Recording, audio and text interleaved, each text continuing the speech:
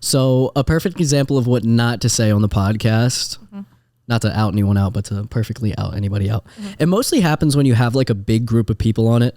And I feel like it's, what's it called when you have like 4 people or 5 people and it's just like a foursome.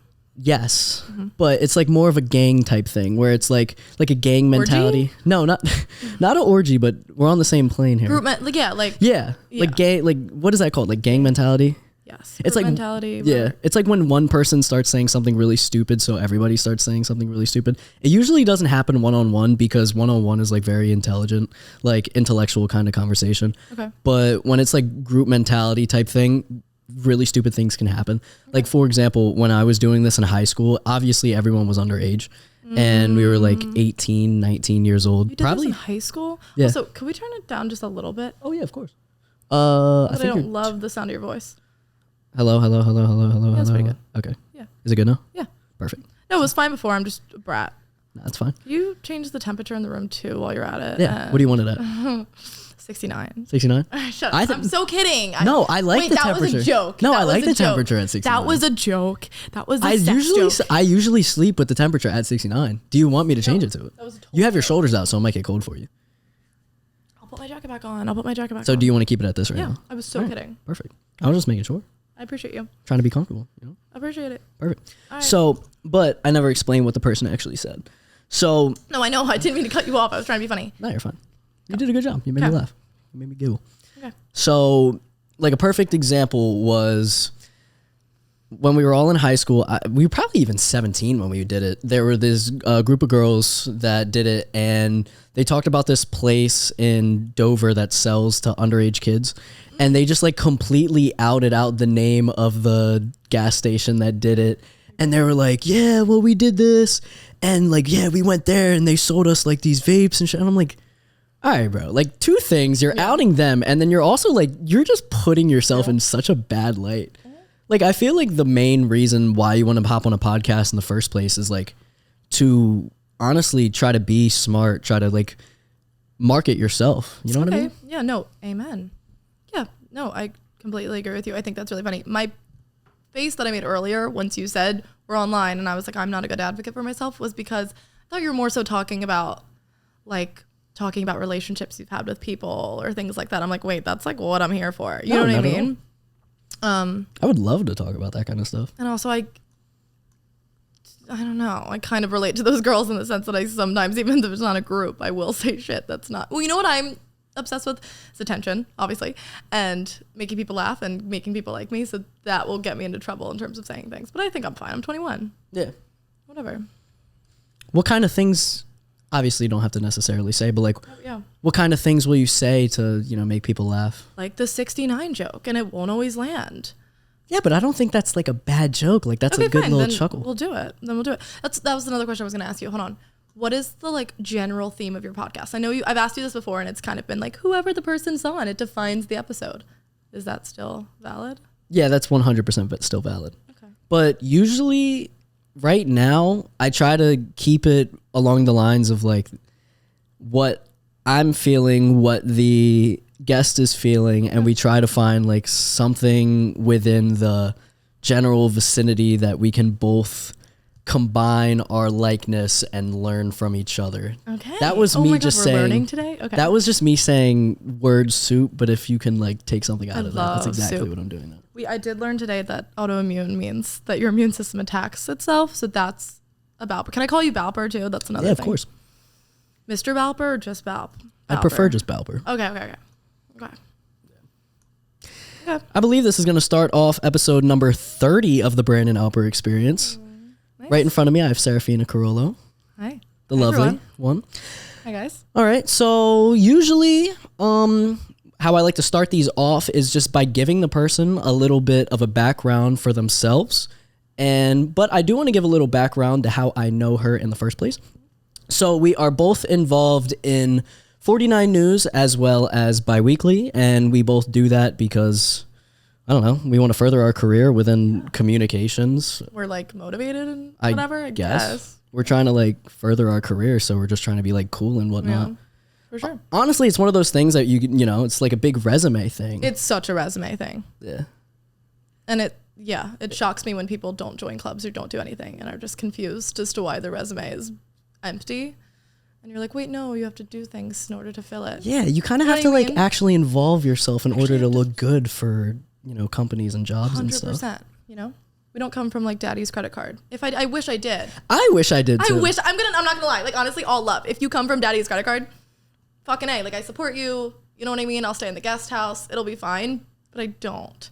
But all love. That's just where I'm coming from. You know, so I feel like that's a very good thing to start this podcast off. What is your thoughts on nepotism?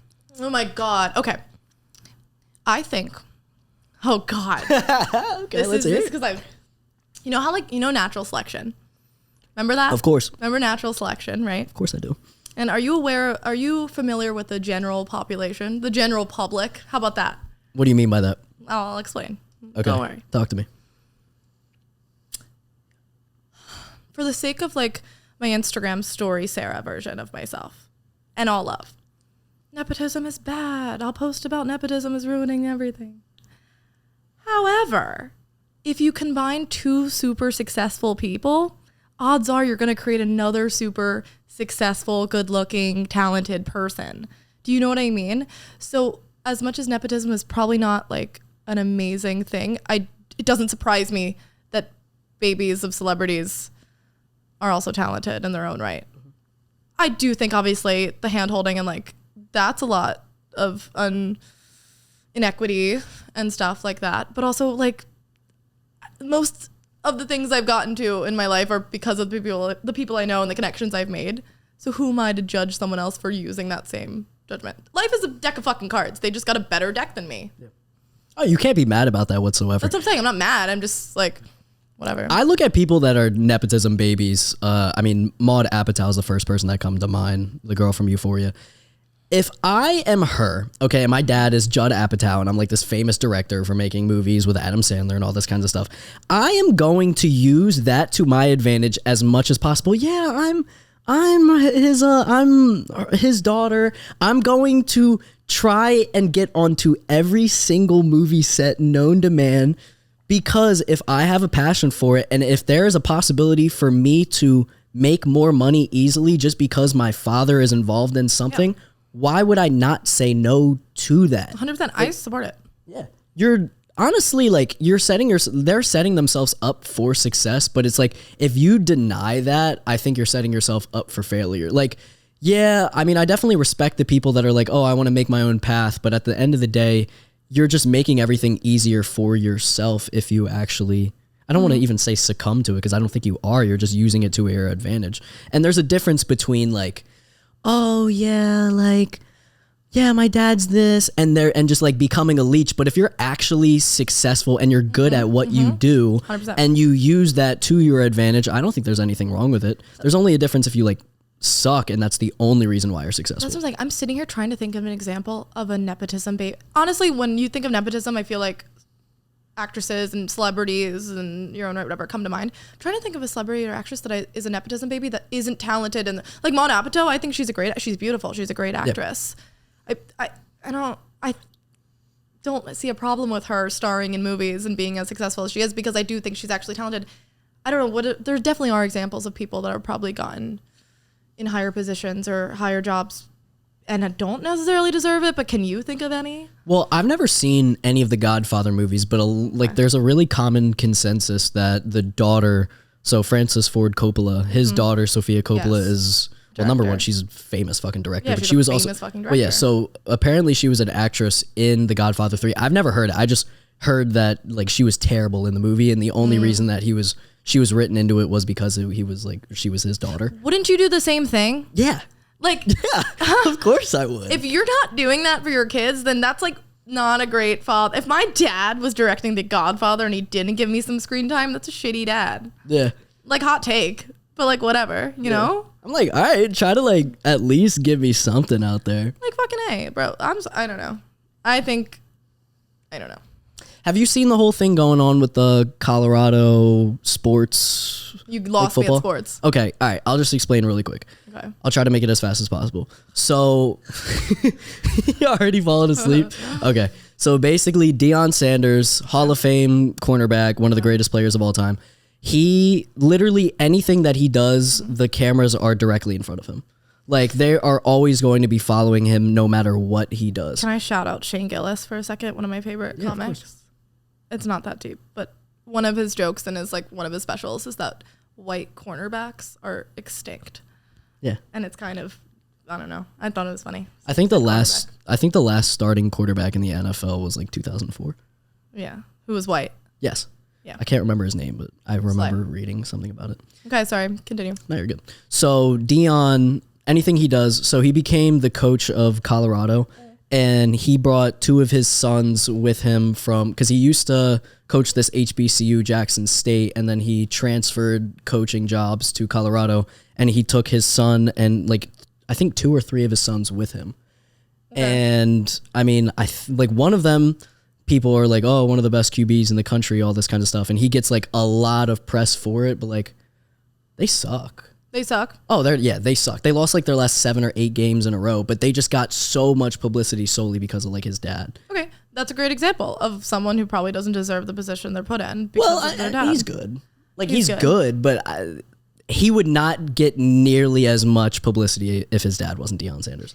Same with like Travis Kelce or the fuck, like, I don't know, Taylor Swift. No, get the fuck that's what I'm saying. Here. Don't ask me about sports because I'll say some whack shit. Yeah, but don't say something that you don't know. Like, come on. What do I not know? I've never known who Travis Kelce was until he started dating Taylor Swift. Me personally, an average consumer who's not a Swift either. I do not identify as either or.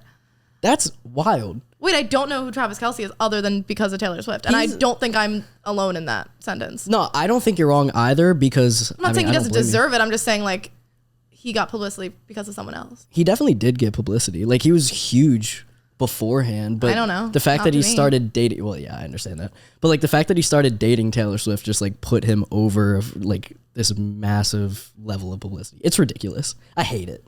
Okay. I despise it. I love her. I love her. I love her. I probably love him. He's hot. Like, good stuff. Like, he can throw a ball so well. Like, he's amazing. He's not a quarterback. Oh, what does he do? He's a tight end. He catches balls. Never throws them? No. Wait, so does he catch it and then home runs it? Oh, fuck. Touchdown.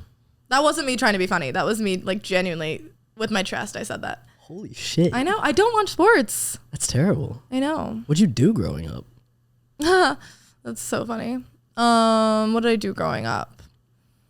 I don't know what I did. I liked my movies. Like, what was your favorite? Did you have one of those movies that you would like watch continuously, like every night while you were growing up? Not every night, but Who Framed Roger Rabbit? Do you know this movie? I know it, but I've never seen it. It's changed my life. And then I don't really feel like talking about it because you don't know it, so we can't really relate on that one. Okay, but like explain why it changed your life. You don't have to explain. Who Framed Roger Rabbit follows Roger Rabbit, a cartoon character, and that's where Jessica Rabbit came. I mean, she probably is appeared in other things. She's a baddie, and that's like where I first saw her. She is a baddie. Yeah. She was my like bi awakening. I don't think I'm bi, but I could be, and she's the reason why I could be. Anyway, Who Framed Roger Rabbit was a movie with cartoons and like actual actors in it. And I just thought it was the most wonderful, insane thing I've ever seen in my life. Wait, they like combine, like there's real actors and they're interacting with cartoons. No, I do know that. Yeah. What year is it? Fucking know. I don't know. It just made me laugh and it was cool. That's fair. I don't know. I was never one of those people that would like continuously watch the same movie every night. Same. Like fuck. I don't understand how people do that. Like the comfort movie. Like, how do you have a comfort movie? That's so true. That's so weird. Do you have one? No. You don't? And it's always like, I fucking know, some Disney weird shit or like High School Musical or some bad shit. Like, give me someone that has like a weird comfort movie, and then I'm like, all right, I'll fuck with you. Like, if I had to pick a comfort movie, it would be Pearl. I've never seen it. Pearl? Mm-hmm. Oh, it's weird. It's about this girl who just like goes just basically like bad shit crazy. She's like a sex addict. Oh. Yeah, it's pretty cool though. It's honestly like the best. Is her name Pearl? Yeah, it's Mia Goth. Makes sense. If you're gonna name your fucking daughter Pearl, she's gonna want dick all the time. Yeah. You can't. Your name's Pearl. Yeah. Crystal, Sapphire, Serafina. Like it's my name's a stripper name. That is a very. My name's a stripper name. Everyone. It's okay. You also have the name of a. What is it? Yes, you do have the name of an angel. Mm-hmm. But you also have the name of a sparkling water bottle. Mm-hmm. You seen it? I've never had it before. Aquafina? No, it's actually named Serafina, and it's spelled the same way that yours also the is. name of a restaurant in New York. What, It's also Aquafina? no, Serafina. Okay, It's also the name of my grandma. Never been. Sweet. I know there's so many emotions going on right now. I said dick 3 sentences ago. And now we're talking about food in fucking My New York grandma. City. Shout out Nona. Shout out, no. But How's she doing?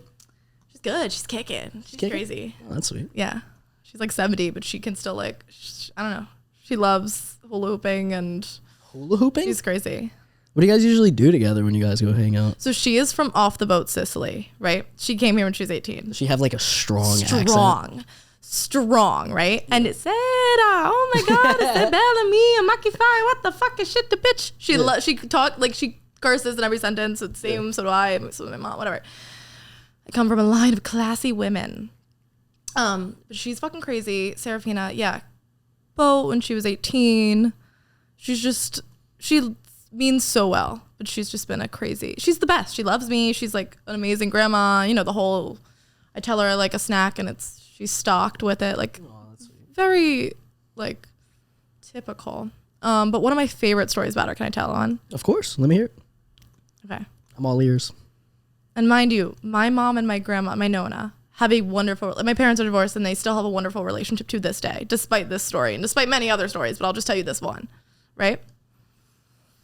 So my mom, right, was pregnant with my brother, 2004 or 5. My Nona, right? Her mother-in-law was still alive. So my great-grandmother at this point, my Nona's mother-in-law, still. And Nona believed in her heart of hearts, that Nonina Kalina, this is what this old woman's name was, right? Was a witch. And one time Nonina Kalina invited the whole family over for dinner. And my grandmother Nona walked in with a bag of Chinese food for my mom in front of everyone and gave the bag of food to my mom. And my mom was like, what are you doing right now? Like, this lady made dinner for all of us. What the fuck are you doing? And in front of everyone, she goes, Lottie, that's my mom's name, Lori. Lottie, you could kill yourself, but you're not going to kill my grandson. Because she thought Nonina Kalina poisoned the food. So she told my mom, you can kill yourself, but you can't kill my grandson. And then made my mom eat Chinese food. And that's the love that grandmothers have, at least mine. I like it. Right? It's sweet. Told my mom she can kill herself and Nona. But my mom is crazy like me and she loves Nona and it's a great relationship. Anyway, I like that story a lot. It's sweet. Yeah. My grandparents are all from, well, my mother's side of the family are all from England. And then my dad's side, basically for like my entire life have been passed away. So, Really? But my grandma and my grandfather, they both live in England and I visited them. When did I go see them? It was like last time was in like 2017, but they're so nice. That's awesome. Yeah, they have like, it's not like the strongest accent, but they're from Southern, and like the more north that you go, the stronger the accent is. But so they're from like more South, so it's like the more adorable accent rather than it's like, what the fuck are you saying kind of accent. So No, it's sweet. People meet my grandmother and it's so like crazy to me because they literally will, after the conversation, they'll turn to me. I have no idea what she said because she speaks Italian, right? Yep. I don't know how to speak Italian. I wish I did. But I can speak her. Also, I pride myself. I don't know. Maybe this is maybe this isn't true, but I think it's true. I think I'm really good at like deciphering accents now in my life because she speaks super broken English, but it's like very coherent to me. It's still English words. They're just not in the right places. You get it. And if other people with other like language, like English isn't their second language, I'm usually able to have a pretty like seamless conversation with them. Whereas other people are like losing their minds, not knowing how to like put words together and shit. So let's know more about your actual background. Like, Okay. where are you from? Like, how were you raised? Like, what was that like? Okay, so I'm from Delaware, New Jersey. Small town New Jersey, 20 minutes outside of Philly. Like everyone else who goes here. Just 20 minutes outside of Philly. Yeah. So That's what everyone says. that's I'm what I'm just saying. like, shut up. I know, shut up. But Yeah, I hate actually hearing it. am But you outside. actually am. Okay. 20 minutes outside. 30 with traffic, whatever. Okay. Um, What's the best cheesesteak spot in Philly? I've never had a cheesesteak in my life. All right, whatever. All right, Whatever you say. thanks. That's insane, but okay. I know. I've never had like red sauce either. Like I've never eaten an entire like plate of like red sauce, like Serafina Carollo. Like you know what I mean? Like I don't have a middle name. Fun Don't fact. have a middle I don't have a name. middle name. Because my grandma didn't. I'm named after Serafina Carollo. I'm named after my grandma. Yeah. And she, again, telling my mom, kill yourself, but not the grandson. Yeah. Wanted me to have the exact same name as her. Oh, and again, this isn't my mom's mother. This is my dad's mom. And my mom went along with it. Whatever. Cheesesteaks. I don't give a fuck. Yeah. What are your opinion? What's your favorite cheesesteak? Oh no. Well, I was asking like that, but I want to know more about like what it was like growing up. What do you mean? I went to public school all my life. Like, I mean, I explained to you what it was like when going to Dover. So there was just like so many different types of people. Like I grew up around like rednecks, people that had a lot of money, people that were poor, like all this kind of stuff. Like what was that? How about that? Fine. I've talked to people that have lived in situations like that where they live more in like the wealthy side, where they live around like super wealthy kids that are like summering and whatever the fuck, like summering places and have a lot of money. But I really do think that where I grew up, there was pretty like lower middle class. Like it was it wasn't really like, there was never a lot of like money flaunting or like clothing flaunting. We were all pretty much on the same playing field when it came to like support from parents and finances. However, I do think it was a pretty diverse town. I do think that. I don't know. I have good parents. I can go into that a little bit. Quick story about like me being in school and stuff like that. One time my mom was talking to another mom, and the other mom was upset that her child got placed into a class that specifically had another teacher for students that didn't have English as their first language, right? So there was like specific classes that would have like another teacher to aid students because that class had students that didn't have English as a second or first language, right? And I remember my mom, and I remember being in that class, right? I was in a class with another teacher, like specifically like helping the kids like learn English, whatever. And I never thought anything of it, and I became friends with those kids and whatever. But then my mom later told me that she had called and asked specifically, once she found out via the mom complaining about it, she didn't know what the fuck it was, called and specifically asked to put me in that class so I would be introduced and like aware that like other kids like have come from different backgrounds, come from different places and have different whatever. And I think, I don't know, she's taught me a lot in terms of being grateful for what I have and being empathetic and giving and not judging other people based on their past and stuff like that. I don't know. She's a good mom. That's pretty cool. Yeah. She always taught me like if you have $20 and like if I had $20, me and you right now, we both have 10. You know what I mean? Really? Mm-hmm. I wish I was like She's a very giving person. I'm not like that. Really? No. If I had $20, I'd have like 15. You'd have like 5. You know what I'm saying? And honestly, like, I think I'm not even saying I live my life that way. She just taught me to live my life that. I'm like, probably you're right. That's a little, probably I am probably like that, you know? Because I'm not perfect. Okay. You know what? I take that back. If I'm in a relationship, I have $10. You have $10. Okay. If we're not, then no. Oh. Like if I'm taking somebody out on a date, if I have $20, you have $20. Wait, can we talk? Okay. That's how it is. Like I take that back. Wait, do you pay for the, What? do you split the bill on the first date? Fuck no. Okay, fine. I always pay for the bill. Okay, if I ever take a girl out at any time, I always pay for the bill. We did go to dinner before this, everyone. It wasn't a date. It wasn't a date, but like we split that shit. We did Anyway. split it. But it's not a date. I'm not like mad about that. I'm saying that's fine. Keep going. Okay, if you were gonna say no, hold on. If you were gonna say that you did split it, then we would go into a whole combo. You said the right answer. Yeah. You pay for it first. Of course. I could never take a girl out and expect her to pay anything. I don't care if I have like $30 in my bank account and the bill is $20. I'm paying for everything and I'm paying for the tip. You're not paying for the tip. Amen. I don't give a fuck. But what I was saying was I care more about like my mom raised me to be a gentleman in the sense of I can tell you are really a gentleman for sure. Thank you very much. Seriously.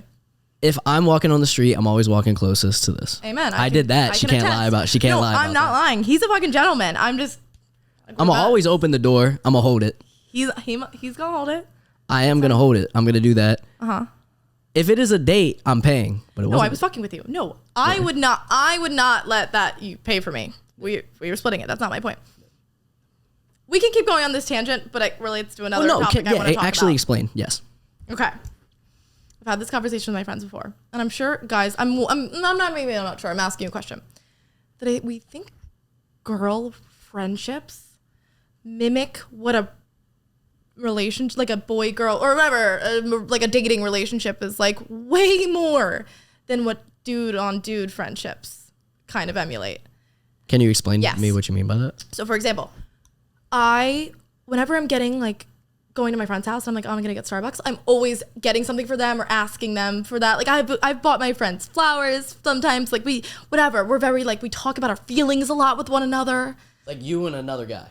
No, me and my girlfriends. Oh, okay. Word. Like my girls. Yeah. Right? I just feel like it emulates what I seek in a relationship, what most girls seek in, you know what I mean? Seek in a guy. Not most girls. Guys. I'm tripping because I'm like, I don't want to sound like I only think relationships are between a man and a woman. That's not what I'm saying. But if I use a man and a woman as an example, it doesn't mean that I'm not open to anything else. Amen. You have to explain that. You have to explain that. No, on I'm this just saying, podcast. like, I love everyone. No, I know. I'm just saying. I'm joking. I'm joking. So, no, I'm saying with my girlfriends, I'm very much so how I am or how I want to be with a guy. Whereas I feel like guys are just not like how they are. Obviously, you're not, you know what I mean? Well, yeah. Well, but it's just different. Well, no, of course it's interesting. Like, for example, I have some female friend. It's better for me to say female friends than like crazy. Girlfriend. What? No, I feel like it's not. I feel like it's annoying when guys say female. Because it's like objective. I don't think it's annoying. Objectifying? I know, objectifying. I have some girlfriends, okay? And I'll go over to their house. I guess I do say guy friends instead of boy friends. Well, yeah, that's what I'm saying. Because it's not female. Whatever, fucking A. Go. Boy is like the same thing. Like I could say girl, boy, what, male friends? I don't know. Whatever. Regardless. I do notice that like a lot of old women say like, oh, my girlfriends and all this kind of stuff. Yes, they love I agree. Saying They do be saying that. Like my mom. Yes, my mom says that shit too. I think it's hilarious. I do think it's hilarious. That is a good. I think it's adorable actually. It is but adorable. What I was saying was I'll go over to like I'll say that. I'll go over to my girlfriend's houses. I know, it does sound like. Yeah, it sounds weird as fuck. Bitches. Yeah, like damn, like I'm Mr. Bitches apparently now. So I'll go over to their house and them and their best friend will literally like be in a bed cuddling together. 100%. Like literally holding each other like on the phone together. Like I kiss my friends all the time. Not like make out, but just like a little drunken, like, we're girls, ha, we can do this in public and no one will judge us, ha, you know, one of those. Yeah, like, and if one of my guy friends comes over here, like, I'm not going to be holding him, you know what I'm saying? No, but I'm genuinely, like, I feel like girls take over, you know, I don't know. What, like, where does that come from and why? Are you interested? Like, don't you get it? Do you get what I'm saying? Of course I understand what you're saying, but like, is your mind blown a little bit or no? No, you won't give me the satisfaction of no, not really, because like I recognize that myself as well. Whatever. But like, but then it just maybe I don't know because I think women are. Oh, I can't say what I'm about to say. It's fine. I don't know. I love that part about being a girl. Okay, you love the openness. Yeah.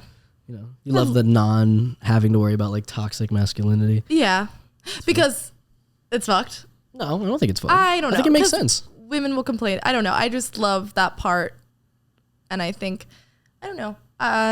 We were talking about this at dinner. Just like the friendships I have now are so like life-changing and I don't know what I would do without them. And I'm sure you have that with your guy friends too. Oh, for sure. For sure. That's not my point. Yeah. But I find it interesting that in relationships I've had with guys, they will adapt to my way of being instead of vice versa. Like in the terms of like, I'll start like hanging out with a guy and then he'll be like all vulnerable and emotional and talk to me about, wait, stop acting like, maybe you're an anomaly. No. Are you sure they're not just like wanting to get with you? Like genuinely? Well, like my boyfriends and stuff. Yeah, like your guy friends. No, are you sure they don't just want to get with you? I'm not saying that. Yeah, no shit. However, men. I do think even still, even if they're trying to use me, I think that's crazy. What do you mean that's crazy? You think they're going to go to that extent? Yes. Men will do I love this topic. anything. I love this topic. Fuck. Yes. Wait, can I say something? Can I say something that I discovered? I think, and dispute me you're not gonna like this take. I don't give a fuck. You're not gonna like this take. Let's debate it. I think a lot of the reason why women or girls, whatever the fuck, maybe me personally, are so like disappointed and like can't understand why guys don't like them, or can't understand why guys aren't treating them the way they should be treated, or how could he even say that, or how could he tell me he likes me, and then whatever, all those things. I think it has a little bit to do with the fact that at age like 13, right, you discover like your dick, and I discover like the notes app, and I start writing my baby names in it. Do you know what I mean? Like that's the same time where I'm like emotionally ready to start a family, and emotionally ready to like pick up. Oh yeah, like I'm like 12, like planning my wedding. Like, you know what I mean? Like I can't wait to be a mom. I can't wait, stop. And you're like, holy shit, I found my dick, right? And then when we finally discover that we have a vagina at age like 16, then you guys are starting to catch up, but it's not until guys like realize that we have emotional needs that we come. And that is my realization.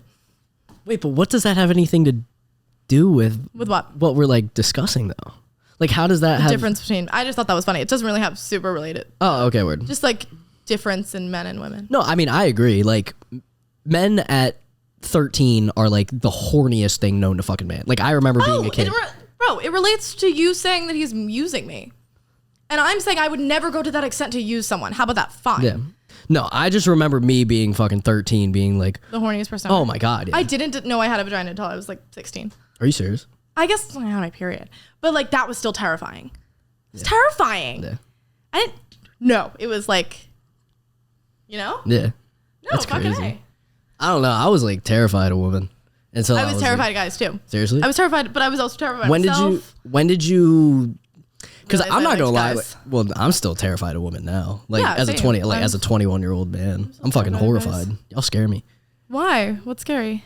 I don't know. Love is scary. You guys scare. You love is scary to guys. Like, oh, they might break my heart. Girls are scared you're gonna fucking kill us and like tie us in your basement. Come on, I'm trying to be funny, but also it's kind of true. No, but like, I don't what think do you you're mean? gonna kill me. No, of course. I think just like women. You're saying women scare you. Why do we scare you? Because like we're gonna break your hearts. I'm saying generally speaking, when women say men are scary, we mean that men are going to like, you know, like actually like hurt you. Yeah. Are you serious? Wait, like what? physically, like no, not like genuinely. You, not my friends. No. But like, of course, I know find you're a not Tinder talking date, about me. and I'm like, guys, I'm really excited. He's really cute, but I'll share my location just in case he doesn't fucking try to kill me. See, that's the difference between like men and women about our fear. Like that's what you're scared about. Like you're literally also scared of heartbreak. Well, yeah, of course. But it seems as if you guys are more scared about actual like physical shit. Like you are worried for your life. I'm worried for like my mental well-being. That's what I'm trying to say. It's fucking wild. Like I'm worried that I'm gonna like give my heart out and you're just gonna be like, oh yeah. But that's the thing. person. I've been giving my heart out to people since I was fucking 13. Like that's girls are. We tell each other we love each other, and then that's like I don't know. We're just intense. Maybe that's why girl friendships are a lot of the times like they either end intensely and it feels like a breakup because we treat each other like partners. Yeah. No, disagree with me. Fucking disagree with me. No, I don't disagree. I can't fucking disagree with you because I'm not a woman. You know what I'm saying? Like I'm not in the like I'm not. You're so good at not getting canceled. Oh, that's such a good answer. What are your thoughts on abortion, Alper? Yeah, okay, because I'm gonna fucking answer that. I'm kidding. That was a joke. No, I know you're joking. Wait, that's a good answer though. But honestly, if you were to generalize women, I wouldn't personally. Sorry, I'm not the spokesperson of us, but I personally wouldn't be mad. I'm just genuinely curious about your experience with women. No, even though I'm just talking about my experience with men, and I'm generalizing a lot. Well, yeah, that's fair. Sorry. But I also do think it's like, and this is I feel like it's stereotype or generalization, but I also do feel as if it's like easier and it's more socially acceptable for a woman to generalize men than it is for 100%. Men to generalize women. 100%. But like, why also do you think that? I don't agree. That's why I'm asking you questions, asking you to generalize women because I'm just not in the mindset of giving a fuck. Okay. Do you get what I'm saying? Yes, I can give you the generalization of women while we're in college, but that doesn't necessarily mean I agree with it. 100%. Half the shit I'm saying right now, I'm like just kind of trying to say to be funny. Like it's not. Yeah. I'm kidding. The moral of the you know what I mean? The theme of what I'm saying is kind of true. That it's just like, it's fascinating how different our life experiences are simply based on gender. Oh, hell yeah. Like we come from similar tax brackets. We're going to the same college.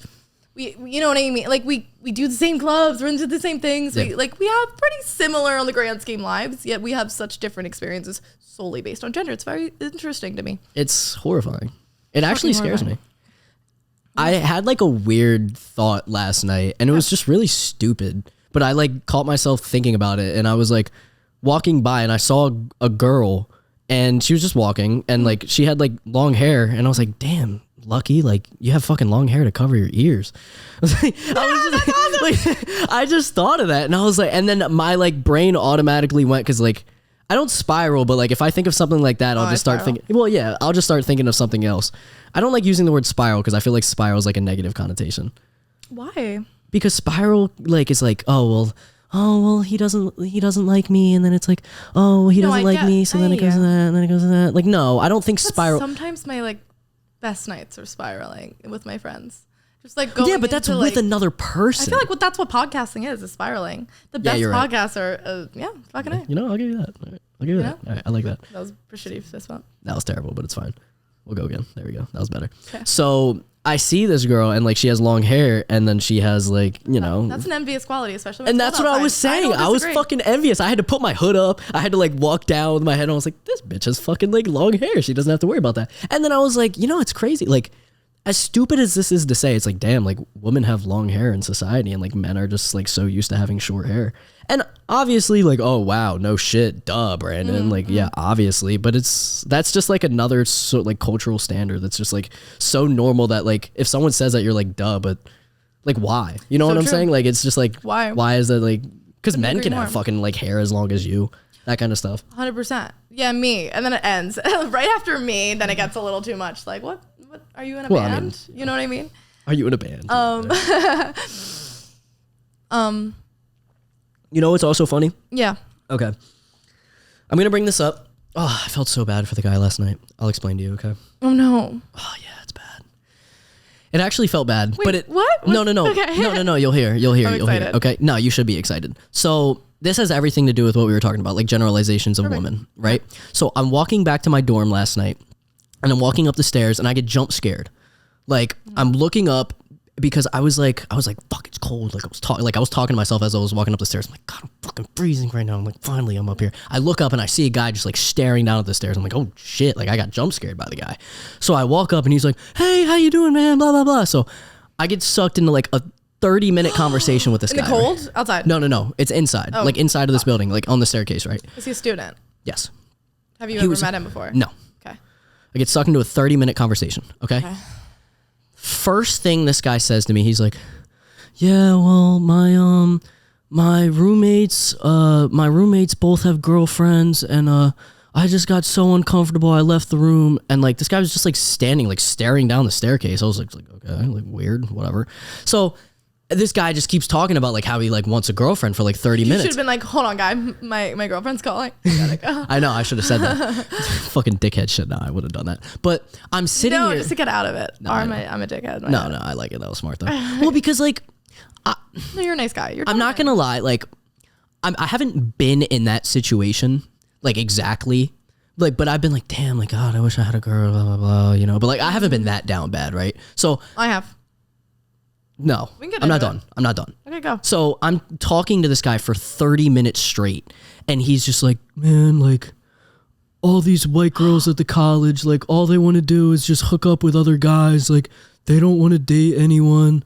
Like, all these girls. Oh, I felt so bad for the dude. He was like, I hit the gym, all this kinds of stuff. He was like, keep going. As soon as I hit a girl up on Tinder, or like I'll add her on Snap, I'll send her a picture of me and she unadds me immediately. And I was just like, oh, yeah, I was like, oh, I was like, poor fucking guy. You're so setting me up to say something that's gonna get me in trouble. It's fine. No, I'm not done. Keep going. I'm not done. So we just keep talking, and I'm like, man, like, I'm just telling it to the guy. I'm like, man, well, you better be thankful that you're not in like a situation that you don't want to be in. And then I was like, well, are you involved in shit that you could meet somebody that has similar interest as you? And he's like, well, I'm like a civil engineer, blah, blah, blah. Like just talking about all this shit. And like the thing that really screamed at me that like got me worried was the shit that he was quoting, like the shit that he was saying just made me like, I could tell that he was on like the Instagram, like alpha male, like Instagram reel, that whatever the word is. Oh my God. Yeah, like you saw one in the wild? Yeah, he was like in the Instagram, like alpha male, what's that shit called? Rabbit hole type thing. Rabbit fucking hole. And he was like, yeah, man, like I just got to hit the gym, but these girls, they just don't want to see me and all this kind of stuff. I'm just like, oh, poor guy, bro. I literally said this to him. I didn't even ask anything more than that. I was like, bro, just delete your social media. I was like, dude, like I didn't say anything more than I was like, delete your Instagram, delete your Snapchat. About this man. How, Brandon? What? Okay. Was it clear visually? And I'm not even. Yes. Whatever you're gonna say, yes. That he like why he wasn't getting girls. Yes. The fucking end of sentence. Period. Yes. I personally think it's fucking hilarious when people, hot people give advice to like, or like, you know, like your friend that's like super hot and he's like giving like another dude advice, like, and it's like, bro, you can't have this. Just go up to a girl and just whatever. It's like, you can't give the same advice. I'm sorry. I'm not saying I condone it. I'm saying I'm fucking aware of the world we live in, and it's a very materialistic and look-based society. It is. So fuck me if you are mad at me about saying that goes into people being like susceptible to dating or not. I don't fucking know what you get what I'm trying to say. Yeah. So anyway, it was clear immediately to see him as to why he wasn't getting bitches. Okay. Yes. As it is with most dudes. And well, yeah. people. And like, that's what I'm saying, the GP. Well, yeah. The general population. Yes. Well, and the issue was like, I sit here and I think like, damn, like I look at my phone and I think like, man, like my phone is dry. Like I could, you know, be talking like my mom's my number one best friend on Snapchat. Are you serious? So serious. That's adorable. That's actually sweet. No, it's like embarrassing. Well, it's embarrassing, but that's also sweet. Yeah. I like that. That's cute. Yeah. You know, amen. I'm thankful for my mom. Amen. You should. Yeah. You should. Fucking A. Keep going. So I think I have it bad sometimes. And then like I got in the middle of this conversation and I was like, I'm not even joking. As soon as I got back to my dorm room, I downloaded Tinder again. I downloaded Hinge and I was just like, yeah, I can't allow myself to. Wait, what do you mean? You downloaded again for what reason? Wait, hold because I was like, I thought I had it bad. Like in a sense of like, okay. Hold on, I have to reset my camera. Hold on, give me 1 sec. I'll explain to you exactly what I mean. Why are you resetting the camera? So, okay. I'll explain exactly what I'm saying, okay?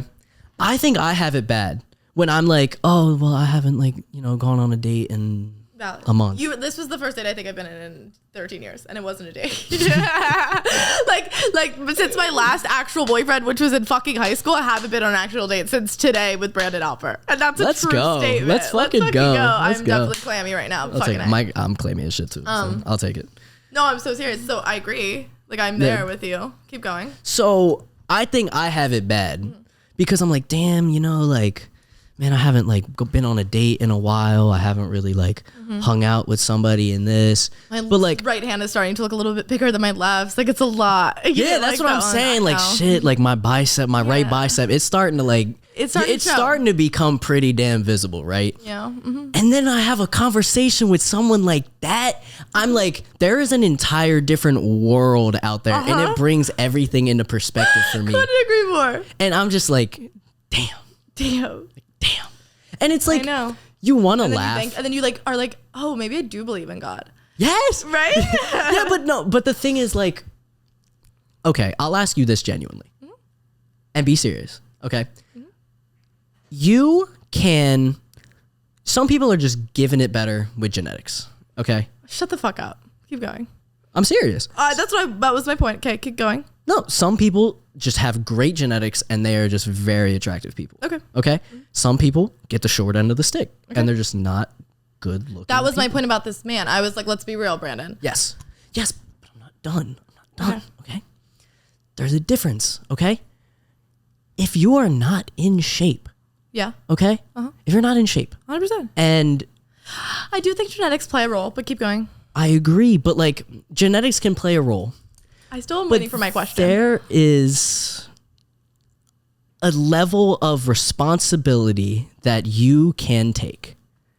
No matter what. Amen. Whether or not it's genetics or not. Amen. Allowing yourself to get to a point. It's an addiction. Is it? I think so. I think eating is an addiction. Well, it also comes down to like not moving. I don't move ever. I got good genes. I don't. Okay. I mean, okay, call me fat. You can call me fat. I'm happy with my fucking fat. No, but I'm just saying. I don't move. I don't work out. I don't do anything. I eat like shit. Yeah, I do nothing. Wow. I'm not trying to be like this, that, and the other thing, but I'm just saying like I have friends and I know, or not even my friends. I have beautiful friends. Actually, I'm gonna hype that up. I have beautiful friends. That is a life hack. Do you guys like rank each other? My friends are all rank above me, and that's how I like it.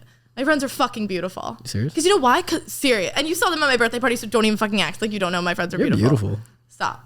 You are. So, okay. Actually, I was going to ask which friends are we talking about, but I don't want to out anyone. Because you do have some very pretty friends. You have some gorgeous friends. I know. And that's for multiple reasons. Because I have eyes and they, I'm kidding. But also, where were we? Wait, keep going. I'm still waiting for my question.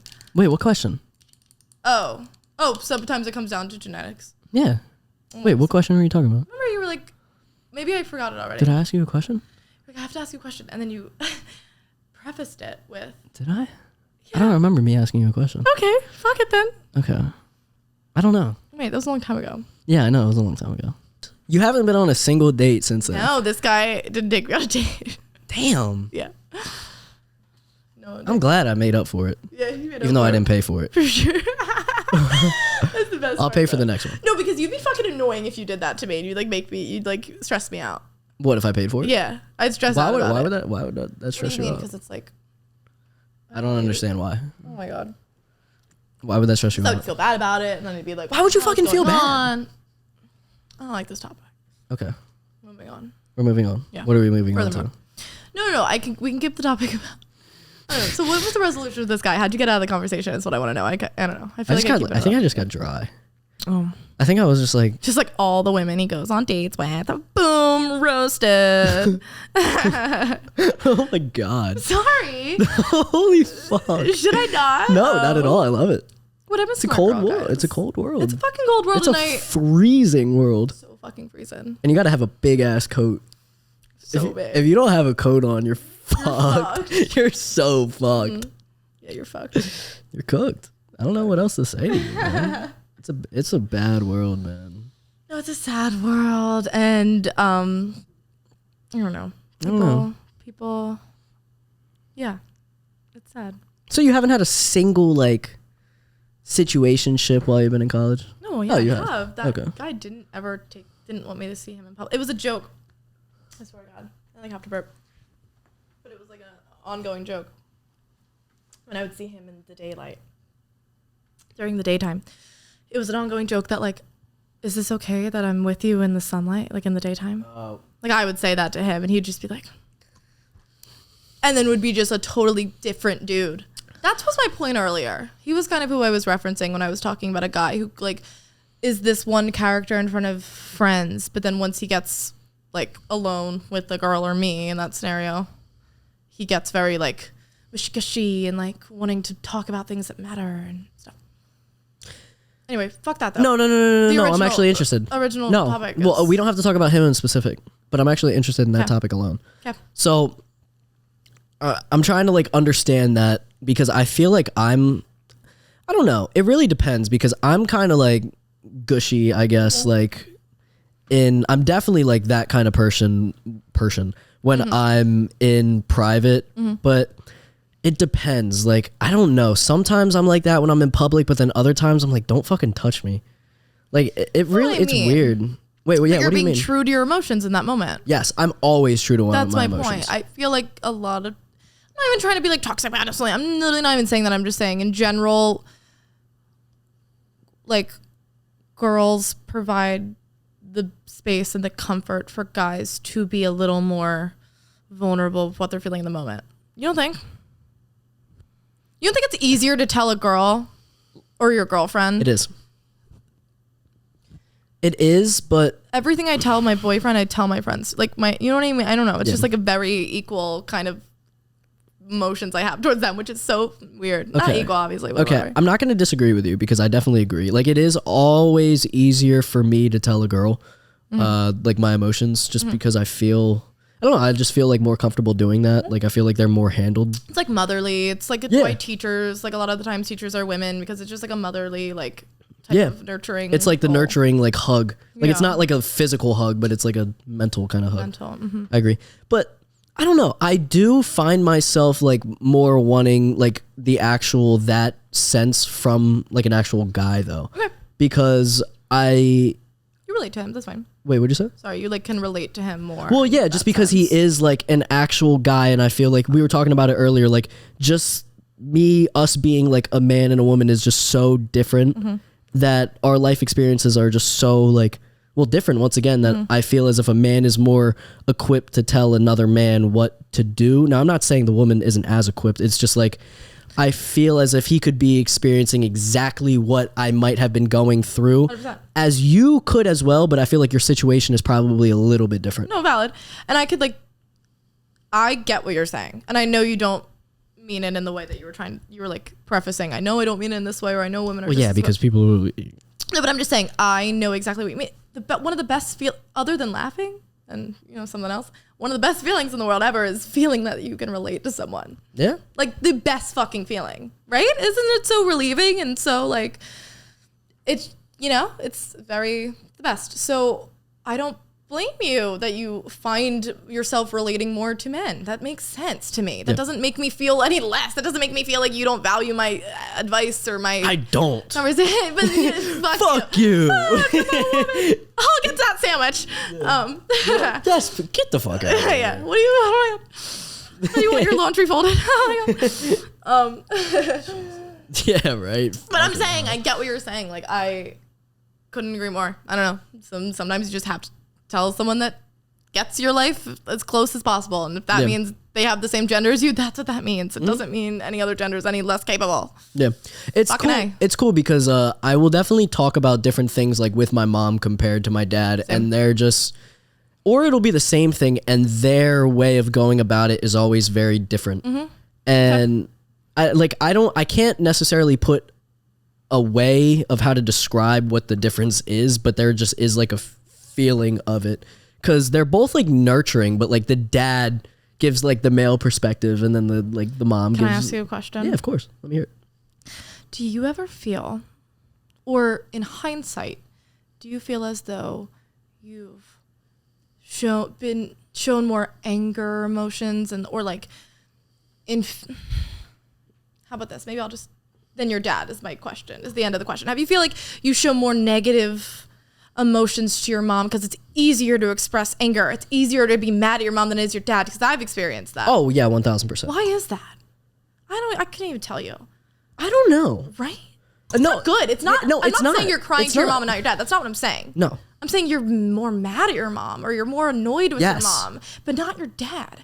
No, that's actually very interesting that you say that because I feel so fucking similar to that. Like I don't know. And I've talked to people about this before because it's a really weird. I feel like it's like a phenomenon. It's a really weird phenomenon. There's no genuine reason. Like I'm never really mad at my dad. You know what I'm saying? Like, yeah, we'll say some stupid shit and I'll just be like, oh yeah, it's my dad. But like if my mom says something, I'll be like, shut up. Like, you know what I'm saying? Like, not like actually, but like, shut the fuck up. I'll say shut up. I'll say Oh, shut okay, up. I'll yeah. be sorry. Me and my mom, next sentence. Love you. Or like, you look amazing. Have fun tonight, sweetie. Like, whatever. What the fuck is with that? Yeah, I don't understand. I see it in my brother too. Like that's when I first noticed it because me and my little brother had a conversation about it, and then I started asking people. By people, it's like two of my friends, and everyone has the same answer. No, but truly, like I've noticed it in life, and I just, even when my parents were the divorce thing, I found myself even like just still only ever talking about it with my mom and only ever asking my mom like what the fuck was going on. You know what I mean? And I always was crying, like mad with my mom, but never with my dad. Like when I was ever with my dad, it was always just like I found something else to talk. No, seriously, that's an extreme example, but you can relate in your day to day, and that's kind of all that matters. I don't know what it goes into. I had I have like a protection thing over my dad. Like I have like, or not a protection, but just like I feel more guilty, and I feel like he can't handle the anger as much as my mom can. Yes. But but my humans. dad, like. No, I know they can. No, That's yeah. my point. The thing is with my dad's like a lot. He doesn't care as much. Like if I'm angry or so, yeah, you can put me up too. If I'm like mad or if I'm angry, he always is like, if I say something like rude or whatever it is, he's like, man, I understand, blah, blah, blah. Like that kind of stuff. He's like, man, just take a breath, all this kinds of shit. But like my mom, I think like because like we grew up together. Yeah. Like because my dad, like I would go to my dad's house on the weekends, and then I still text him every day, all that kind of stuff. Okay. But I think like because I grew up with my mother, I just became like so accustomed to feeling like actual emotions just because I was always around her in specific. Like so like I was just so much more comfortable with showing her that anger because there was nobody else for me to show it to because she was in the house. That's more of a that makes more sense to me because like since I'm not seeing my dad like every day and I'm only like texting him over a phone, it makes sense why I wouldn't be like, man, fuck you, dad, because he would like do something like, I mean, I'm still talking to him every day, but like, you know what I'm saying? Like, no, I know what you're saying. That's kind of what it like comes out. I have experienced this, and other people I know have experienced the same phenomenon, if we want to call it, even in a household with both their parents. Like my parents got divorced when I was in 7th grade. It still was a thing. Like me and my mom would just go the fuck at it over whatever, like the dumbest fucking shit, dumbest things that I could equally take out on my dad, you know, like it was not anything serious, obviously, but anytime I was upset, I would tell my mom. Anytime I was mad, I would tell my mom. Not even about her. It's like, you know, I felt like I never wanted to upset my dad, or my dad couldn't handle it, or it just wasn't something he would want to talk about. But I never I never saw a problem with it until recently. I will say now though, like me being 21 especially, I don't feel anything wrong. I'm gonna switch it up a little bit. Okay. I don't feel anything wrong with going to my dad if I'm like really going through some deep shit. Same. Like I'll text him now. I'll even text my mom. Like I'll talk to her about that kind of stuff too. But I will say though, with my friends now, if I go to like, I do feel more comfortable going to an actual woman, like, or a girl herself, like for if I feel like actual like emotional problems right now, being a little callback. Yes, being like a 21-year-old person, because when I talk to like the guys, I don't know, and I'm not saying like I'm listening to society telling me like, oh no, you're always supposed to be that. No, I don't think it has anything to do with that. I just feel like my guy friends are just like more expecting of like you to be able to like handle yourself more than be funny or what the fuck. Yeah, like because I'm always known as like the guy who's like, you know, you Brandon Alper. I'll just say that. I'm Brandon Alper. You know what I'm saying? I'll just say that. So if I'm ever going through some shit, I always feel like if I talk to a guy about it, like I don't want to say I'm more judged, but I'm more judged. I'll use that word. Yeah, I feel like I feel like I'm being more judged rather than maybe like actually being more judged. Valid. Can we cut because I have to pee? Of course. What do you want to get back to? No, we can go to the Alper thing. People, you have this persona that you've coined yourself in the friend group, and you feel like you have to abide by that. And people hold you to those standards, and that's why talking to girls is kind of maybe nicer because girls are crazy, and we have million personas. You know what I mean? But everyone has a million personas, but we accept everyone's persona, whereas guys are more likely to only prefer a particular persona. See, I feel like the guys that I have surrounded myself around would be comfortable if I went up to them and I said, hey, I'm going through this, all that kind of stuff. They would 100%, be. They definitely would be. But I just feel like because of just like, I don't want to use the word trauma because I don't think it like actually is like a traumatic experience. But I just feel like from like a younger maybe experience when I was younger, when I was like talking about problems, I feel like somehow it was used against me in maybe an argument or in maybe a conversation that it's just like, it makes me afraid to want to talk to certain people about it. 100%. And I feel like most of those circumstances were with guys. Yeah. That might just be because most of your friends happen to be guys. That's true. That is also very true. I don't disagree with what you're saying. But what you just said kind of made me think of all the times where my words were used against me. And a lot of times it was because it was a girl. But probably mostly because I was mainly only friends with girls growing up. Yeah. In the sense where I would like actually open up to them about things. Are you like a soft-hearted person? Do you like... Oh my God. You like, I'm offended. I think so. I don't come off like soft and nice. No, I think you do. I didn't shave my legs, so maybe that's why. You didn't shave your legs. That's okay. Interesting. Soft. That was a joke. All right, fuck That's it. fair. Nah, you have jeans on, so I couldn't tell. No. No worries. So I was asking that because I would want to hear what your opinion was as a whole. Well, if you were, because like my opinion, I could say Scorpio, that you. Though. The fuck does that have to do? Oh my god! I was born when the Big Scorpio. Dipper was created. Are you? What is your? What? Oh, you're a Scorpio too. No, I'm a fucking Virgo. Oh wait, what? Oh, yeah. What? I thought your birthday was in November. Why did I? September 19th. Okay, that's a cool birthday. Yep. I know. Isn't it a fucking cool ass birthday? Yeah, I know. Mine's November 17th. That's a cool birthday That's a cool too. birthday. The teens are cool. I agree. The teens are vibes. Bro, if you're a single digit birthday, You're a loser. you're a fucking loser. I agree. That shit's fucking stupid. That's fucking dumb. With March 3rd, fucking blow me. LOL. Yeah, no, I know. That's what I'm saying. Are you kidding? Exactly. We're like cool and like artsy. Like we just like found out, like, you know. Mine is 9/19/02. Oh, that's cool. 02 is great. Palindromes. I know. It's just so. Bro, motherfuckers born in 2003 wish they were us. I know. 03 is such a, like an ugly ass thing to be. It's so ugly. 202 is so good. So good for glasses. Wait, am I a soft person? I think so. Mm-hmm. Do you think so? Yeah. I think this kind of relates to the conversation we had earlier. I'm like acting like they know, like in dinner. This dinner is what I'm referencing. Okay. When we were like, we kind of, or like maybe me, are a little too conscious of the person we're portraying to the public. Mm-hmm. And I think a more likable version of me is one that's super soft and cuddly and nice. Okay. So therefore, I think I oftentimes portray that side of me because I think that's the side people are going to like more. However, I don't know if that's an accurate who I am, who I actually act, where my actions lie. Yeah. I don't know if that's an accurate presentation of me, or you know. Sure. However, I do think I'm a generally caring person, if that's what soft is going to mean in this context. I think I am very hyper aware of myself and hyper aware of my own surroundings, and that what leads to so much anxiety. But you got to look at the bright side, and you got to have the cup half full. And I think my hyper awareness has lended me to whatever be a more compassionate person. Okay, that's fair. I think that makes me soft. Okay. So, I don't know. I used to think I was like softer, like soft. Like, you are. Who said that? Wait, who said that? I am? No, sure. I genuinely am. Like, I know for a fact that I am.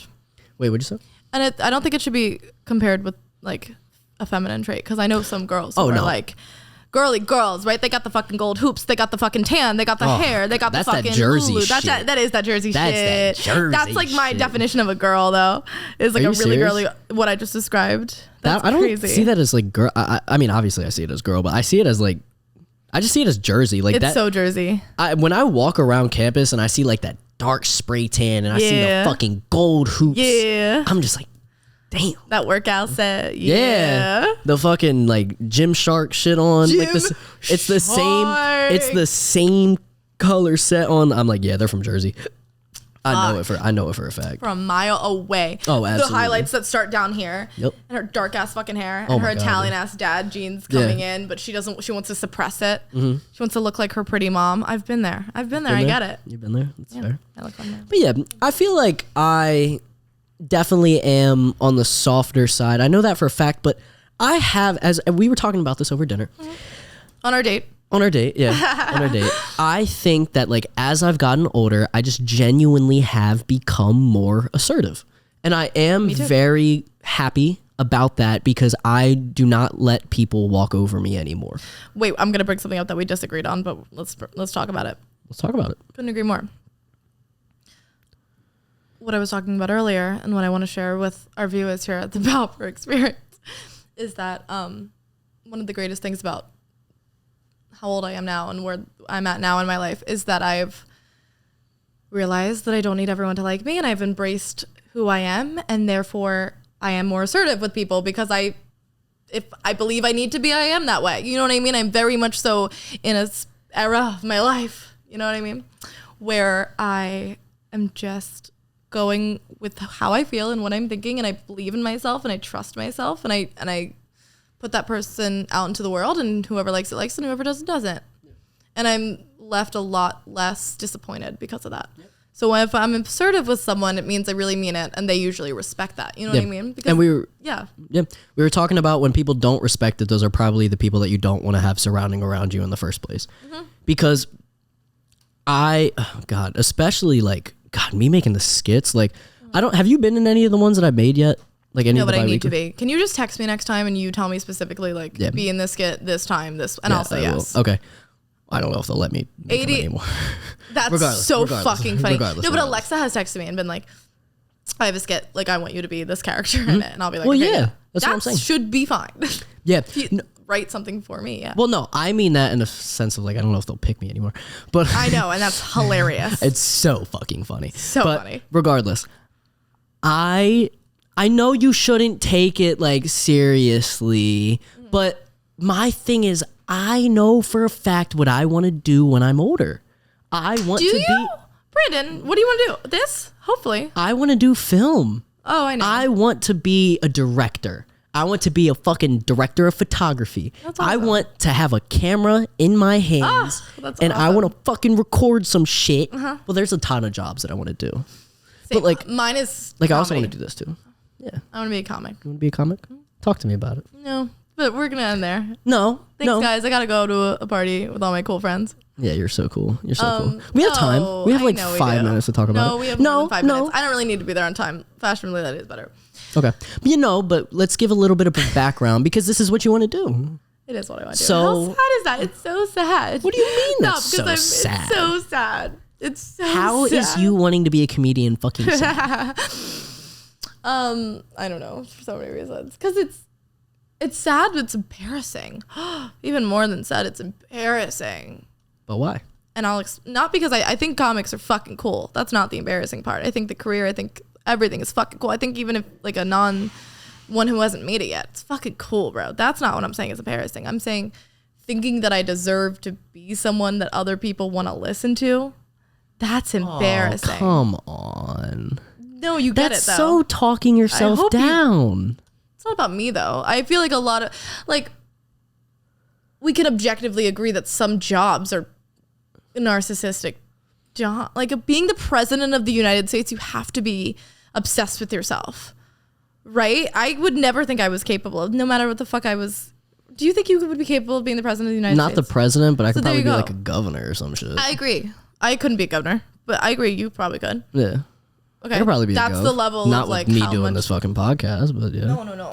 That's going to fuck you up right. You're going to trip the minute you step on that campaign trail. The minute you step on the campaign trail, there's a stick and it's going to be gone. It's going to be the Brandon Alper experience. Also, BAE. That's why I made it BAE. That's crazy. That's why I made a Brandon Alper experience. That's crazy. I'm glad you picked up on that. I pick up when you went down. Don't even. Don't bother me and shit. As long as you understand. We're on the same level. We got it. No, where was I? I'm disagreeing. No, what are you disagreeing with? I know exactly what the fuck you're talking about.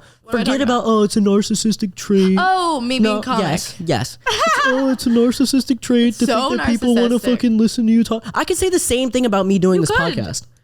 That's what people say. They're like, oh, you named it. You know, I had people say that about me. The name doesn't bother me as much as the whole act. Like my name being known, like the recognition, the fame doesn't strike me as narcissistic as much as the act of comedy. Wait, why? Because it's not. It's an art form, but a lot of it has to do with who you are. I think the best comics also are able to hone in on who they are, and they don't try to embody anyone else, and they don't try to copy anyone else. They're genuinely and authentically who they are, right? It's a lot, very vulnerable and very like narcissistic act versus acting.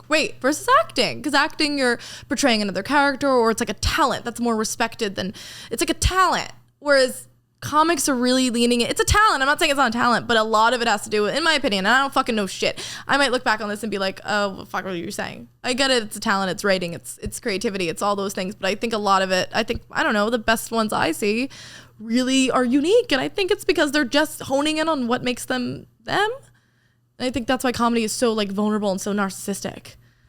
And not, but why? In a good way, kind of like in a camp way. But why do you think the word narcissistic needs to be used? I strongly Because disagree. I hate myself, and I think any word that's negative, I'll identify with mine. Give me attention. Give me attention. Tell me I'm pretty. Tell me I'm funny. Tell me I'm... I know. Please, please, please give me attention, please. I know that's what I sound like.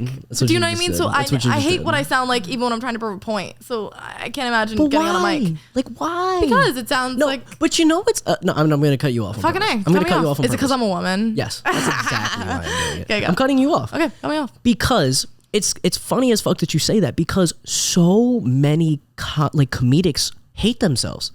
Yeah. So many comedics are just depressed. Yeah. You know that? Uh-huh. That's why I think I'm like, that's why I think I have a chance. That's why you're perfect for the job. How fucked up is that though? Seriously, how fucked up is that? That's so vulnerable. Fucked. Fuck you, Brandon. I'm being so vulnerable right now. Yeah. I am. Because I know that. Good. I know that shit. But you don't think I do my... You don't think I'm going to hop on the BAE without knowing my shit? I know comics hate themselves, and that's why I honestly was like, maybe I can do this. However, I'm still acknowledging that it's narcissistic as fuck. And I'm acknowledging that maybe a little bit of my depression, a little bit of my anxiety, a little bit of my fucking, I hate myself could be a little bit emphasized, because I think it puts me in the box that allows me to be what I want to be. Well, that's perfect. Because I don't know what's real and what's not. I think a lot of the humor that comes from comedy is like self-deprecating, and it makes it a lot easier, because then you can it allows you to make...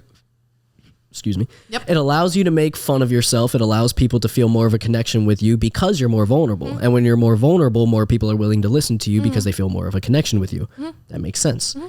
But calling it narcissistic is just fucking wrong. I know. It's not narcissistic. That's the fucking job. You're supposed to be... What are your thoughts on that? On me being a comic? I think it's fucking awesome. I think you should... Yeah. Because when you said you wanted to be a director, I actually thought it was really awesome. And I'm not believing you, but I kind of... Maybe I am. This is still my train of like, oh, it couldn't be me. It couldn't be me. Brandon, tell me again that you believe in me. I don't know. No, you know what I mean? No. You think it is awesome? I do. And let me explain to you why. Tell me. I think... Okay, Serafina? Yes. You're very pretty. Let's be fucking serious. Comics aren't pretty. Yeah, I know. They're fucking ugly as shit. So what if I'm kidding. Yeah. As long as you don't go up on a stage and say fucking fart jokes, I think it'll be fine. No, I'm so much smarter than that. Yeah. Go. Okay, good. Thank you. So please don't fucking do that. When was I going to do that? I'm not saying you were. I'm just saying. Just don't fucking do that. Yes. I'm fucking... I stole that shit. I make way too many jokes that shouldn't happen. So, no, I'm fucking with you. No. Okay, wait, tell me. So I'm really pretty. Thank you, Brandon. Oh, fuck you. God damn. Jesus. Guys, I'm so red. I'm saying, okay. Am I really red? Yeah. I'm really red. Okay. Oh, Jesus fucking Christ. The real beauty blush. Hashtag Team Selena. All right, keep going. Okay, I'm really pretty. Go. Wow. Okay. Basically, I'll put this out here, okay? You, all right, you have a talent where you can sit down and you can fucking have a conversation with anyone, okay? And let me finish my goddamn thought before you fucking jump in and say some shit, okay? You have a talent where you can sit down and have a conversation with anybody, okay? Doesn't matter who they are. And I don't know how you do that. And well, I mean, I can do it. Yeah, let's do it. No. Let's do it. You got it too. No. We got the touch. Okay. Let me finish what I'm saying. We gotta text our dad too often. We learned how to communicate. We know how to put the commas in the right spot. Yes, we got to fucking put the periods at the end. Yeah, we do. Regardless. Alright? You know how to fucking communicate. And the biggest thing about being a comic, whether or not I believe that you can or fucking not, is if you can just stand there and create a connection with a person. And clearly, you and I are creating a connection right now if we're fucking talking for an hour and 22 goddamn minutes. And we were able to sit at a goddamn dinner table and talk for fucking 45 minutes straight, an hour, okay? And us not be able to sit there and be like, oh, let's talk about it. The weather is crazy. Yeah, that shit is fun. What are you doing? Like, oh, let's go. No, you have an ability to create a connection with people, okay? If you use that to your advantage and you study whatever the fuck you need to, you already have the hardest part of the job itself, which is creating a connection, okay? A lot of people can't fucking do that. I need you to understand that. I appreciate you, pal. So I know. Keep going. No. Thank you for laughing. I'm so happy you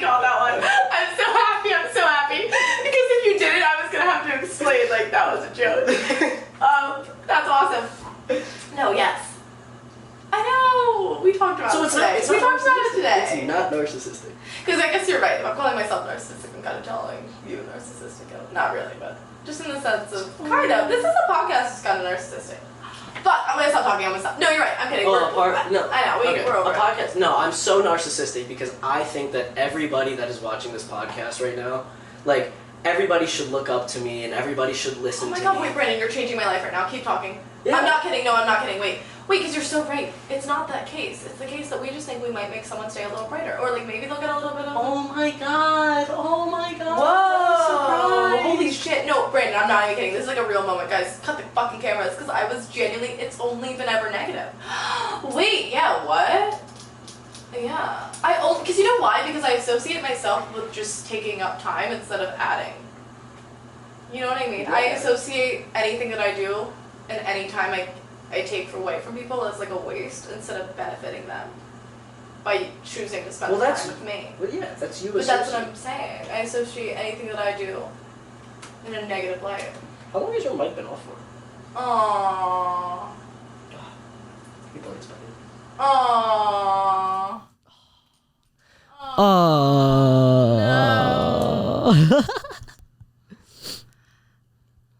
Fuck.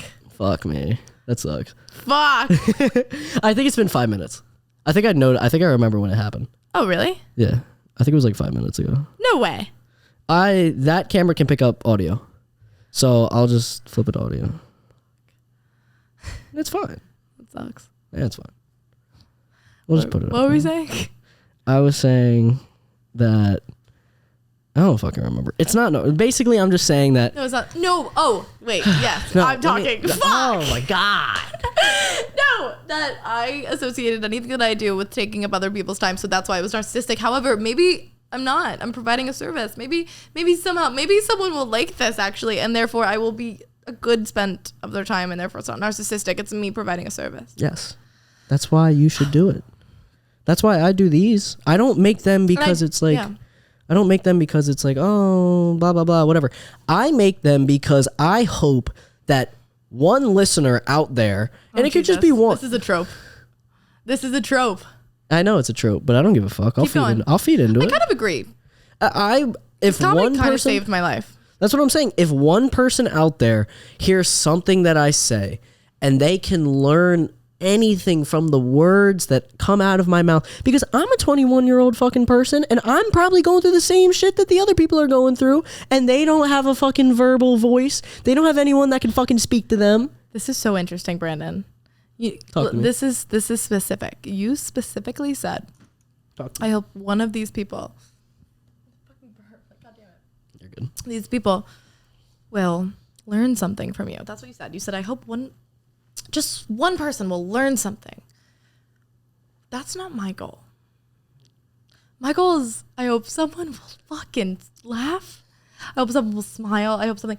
And I'm just saying, goes to show maybe that's why my interest is fully specifically comedy and something crazy, whereas your interest lies in like talking about life and talking about like fucking real shit and beauty and sadness and whatever. And I'm not saying it can be funny in its own right, obviously, and I enjoy both things. However, it's funny that you say you want to be a director and you want people to learn things, whereas I want to be a comic and I want people to smile and I want people to laugh. And again, that doesn't mean I don't want people to learn. That doesn't mean you don't want people to laugh. We want equal things, but it's just funny that we lead with those words. Yes. Do you know what I mean? Yeah, that is cool. I like that. Well, because they're all entertainment within its own right, and I think that's what entertainment is. But it's funny because I think we're all on this kick about finding... I think we're really lucky, Brandon.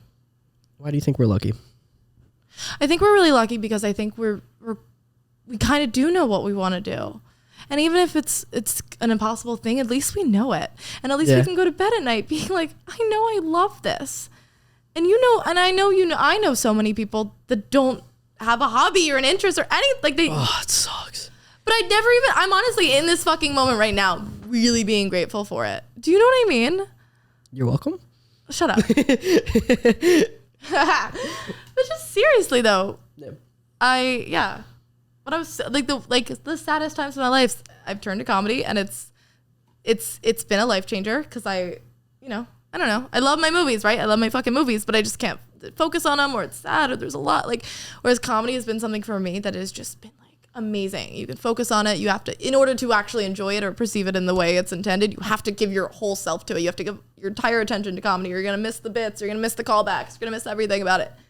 And that is why I want to do it, because it's helped me so much in my life. But you might have had a different coping mechanism with things. Like maybe you watch movies or maybe whatever. And I don't know. I just think it's really great that we have had such these things have had such profound impacts on our lives. And we've had such clarity in deciding where we want to take our lives. And not everyone gets to say that. I don't know. Sweet. Okay. I like that. Okay. It was tangent-y as fuck. I disagree. I like it. Yeah, it might have been a lot of words. Like, God, this bitch is yapping. All bitches do loads of dog. I know. But it was smart. I like it. But I agree. Some there, I don't know how my interest became like horror movies. I don't know. Yeah, that's the weird fucking part. I don't know what the fuck happened. Next day, if you see me on a milk carton, just fucking know. It was the fucking Balper. I got the full Balper experience. Let me just say that. Oh, my fault. My fault. Like different body parts and fucking literally. Jesus Christ. Sorry. The horror movies is crazy. Have you gone into that on other episodes? I've talked about like my interest in them. I actually, you know Carlos, right? Do I know fucking Carlos? Get out of here. Yes. Well, of course you know Carlos. I know Carlos. I had the most enlightening conversation I've ever had with Carlos. And I'm not even gonna lie, he blew my fucking brain away. I blew him one time. I'm kidding. Jesus fucking Christ. So he blew my brain away. Okay. Right? We were talking and I was like, so you're interested in French shit, okay? So much so. All right. So I was talking to you earlier about like the French horror movie Martyrs, because you mentioned the fucking word. So we were talking about like horror movies, all this kinds of stuff. And I brought up how like French horror movies are crazy. Mm-hmm. And he said, there's something about horror movies that is pure humanity and you have free will to talk about whatever you want and do whatever you want. There's no limits on anything. Okay. And I was like, oh shit. Like, that's actually interesting as hell. Like, it is pure, like, human. Like, that is purity, not purity. Animalistic. Well, no, that's what I'm saying. It is like fucking primal. Like, that's what horror movies are. Sorry for spitting on you. That was intense. I love that. That was very intense. But it's just primal. Like, it is humans. Aim for my mouth next time. Let's go. After the podcast. Shut up. But it's just primal. So I was like, damn, like, I'll have to fucking... I have so many questions right now. Yeah, talk to me. When the fuck did you have this conversation with Carlos? It was after class. That's crazy. Yeah, so I have a class with him on... I know you do. Sorry, tell your viewers. All right, so I have a class with him on Monday and Wednesdays, and it's a class that I go to for introduction to video production, and I'm not going to lie, it's a very interesting class. It's a lot of concepts that I already know, but there's always something in there that I learn. And like even people that don't know like a lot about the editing or the video, like videography process, I learn from them just from their like concepts and the stuff that they're learning. So it's a pretty cool class that I still get to take regardless. Other than that, I asked him to be in the package that I ended up filming. Okay. And we were talking about how like I filmed a couple packages already. And both of the ones that I've written have been horror. And he was, and then true. Yeah. Cool. Yeah. Fucking A. Yeah. So he was and like, I usually do the bits that are more like stand up. Yeah. Exactly. Got it. Wow. Yeah. Or the segments, whatever. Yeah. Keep going. So we started talking about that, and he was like, I was like, I don't know. There's just something about like horror that is just like so cool to me. And he was like, and then that's what he explained to me. And I was like, damn, like that just fucking opened my mind. I was like, same. I never actually realized that. Like it's just animalistic or whatever the word is. It's animalistic. It's just real. Real. Yeah, there's no sugarcoating. There's no like cookie cutter or whatever it is about horror. It's just in your face, and I love it. Real is a funny word to use. I'm not disagreeing with it. It's a funny word to use because most horror movies are like made up characters or whatever. But I'm not disagreeing. I still think it's a very real portrayal. It's like fear, which is an emotion that usually gets cast away to the side because it's a bad one. It's sad. Oh, you can't show that. We don't want to show that to death. We don't think about death. What do you mean? Go to church, pray. There's no death. There's an afterlife. Whatever. Right? Yeah. So it's very pushed away in society. Really, though. I know. And happiness and madness and anger and all those things are fine because anger perpetuates war and happiness perpetuates marriage, which perpetuates kids, which perpetuates workers, which perpetuates success. You know what I mean? You know what I mean? Like Ooh, who someone workers. has. I like that. Yeah. Do you know what I mean? Yeah. Yeah. So those emotions are good emotions. Fear perpetuates, like decisions that weren't well thought out. Fear perpetuates chaos, right? All the other emotions are very much so necessary in order to run the society we call America, at least. How about that? And I think we've found just enough of a balance where people don't complain about it too much. Whereas other countries maybe are accused of being too lenient, right? They're so happy-go-lucky all the time. They're whatever, or they're, you know, they're whatever the fuck, or their leaders are crazy and they're not allowed to do certain things, and the civilians are terrified of the higher powers, and that's a horrible country. They're horrible. They don't know what they're doing, and I'm not disagreeing. They're horrible. That's horrible things, but I don't think we're any better. Whatever. I think we're just like trying to hide everything. We're trying to hide everything. We found a good balance of suppressors. Yeah. So horror emphasizes something that not only is a real emotion that we have as humans, but it's an emotion that we don't get to feel all the time, at least in media, in film. So I think that in of itself is interesting. I think it can be taken many ways. Mm-hmm. That's why I love like the most, and now I'm not saying like I just love fucking like gore porn. Like that's not what I'm trying to say.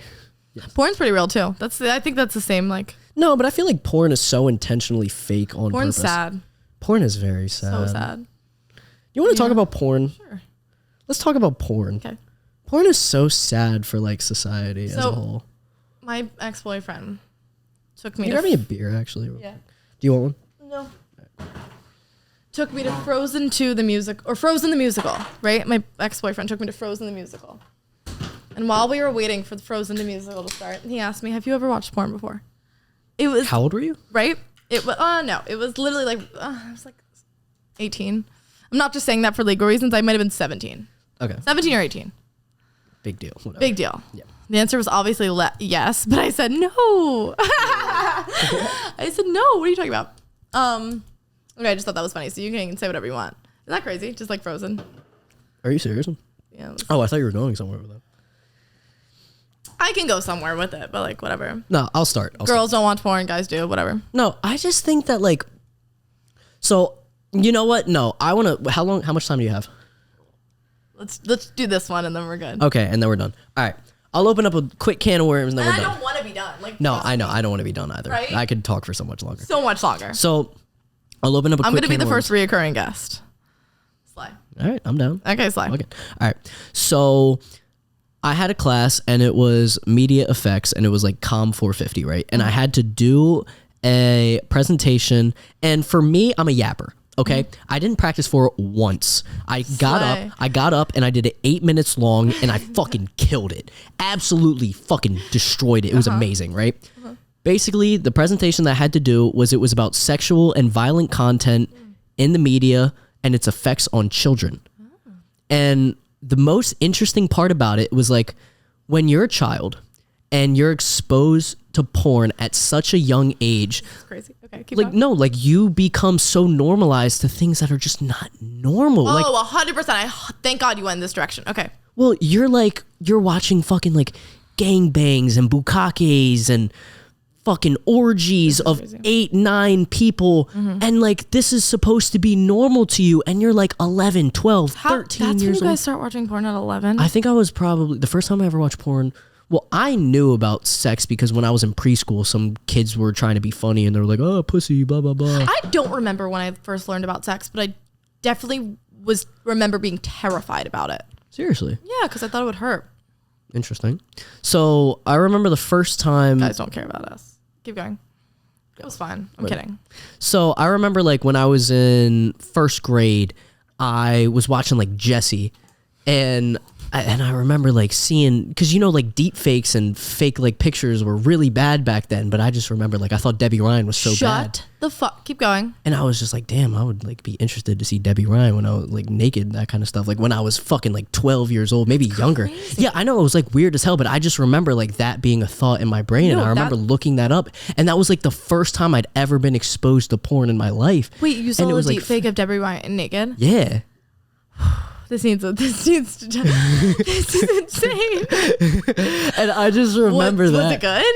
No, it was terrible. Like probably back when I was fucking like 10, it was good. That's crazy. But yeah, I was like, damn, like that was cool. I'm telling you, at that time, we're terrified to like hold hands. Girls are talking about like holding hands and like passing notes past. Like we don't know we have vaginas. I genuinely, I'm not kidding. We don't know we have vaginas until like we get our period. Are you serious? So serious. Maybe for me. Fuck me then. I guess I'm a prude. I don't know what the fuck you want me to say. But like, yeah. Like 15, 14. 13, 14. But it's never in a sexual way. It's always just like, fuck, I have to use a tampon now. Oh, it's not like. I couldn't imagine. You know what I mean? Porn's not a thing until like later. At least for me. Well, what kind of like, were you surrounded around like people that would have been exposed to that kind of stuff? Guys would always talk about it. Yeah, I was going to say guys always talk, but I feel like guys. Girls always know. Yeah, I was going to say guys and girls were so different when we were younger. That's my point, though. Yeah, so like a guy could be talking about that and you'd be like, ew, but if a girl was talking about that, then you'd probably be interested. But there's probably no girl back then. No girls talking about it. Wait, guys, this is the family friend, and I swear to God, this is a good story. Yeah, no, seriously. First time I talked to another girl and I fully admitted, and wait, let's be fun. Oh, fuck. You shouldn't say this shit online. If I'm really confident in myself and that like I'm going to be famous one day, then I can say this. The first time I felt comfortable or I was open enough with another girl to tell her I have watched porn before in my life was on my senior year Disneyland trip in line for Soarin'.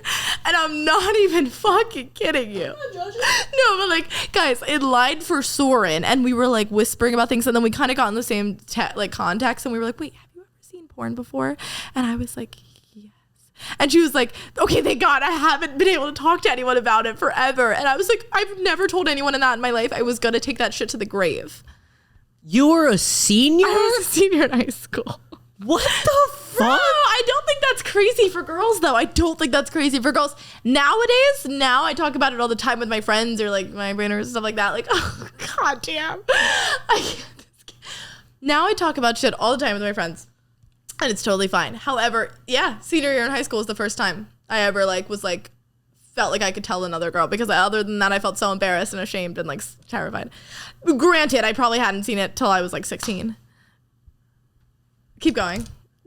I cannot believe that. What do you mean? What can't you believe about it? Because it's just like, how was your lifestyle so different than yours? Yeah, well, I'm not like guys. Well, yes, as guys, because I'm not individualing myself, like individual. No, I'm not either. Separating myself, because I know that I am very similar to other guys. I agree with you. I'm saying I totally agree with you. That's another part that made it so weird to me, because we had heard guys talk about, like, guys would talk about it in front of, or like make jokes or whatever in front of us. Like, I knew it was a thing that they did, and I knew that it was a thing that they talked about it. But we didn't talk about it. None of my friends. And this girl wasn't even like my bestie. Like, we were good friends. But we were like, you know what I mean? Yeah. Yeah. Senior year. Senior year. Have you talked about this with another like girl? No. Okay. I swear they'll have a similar experience. I've never.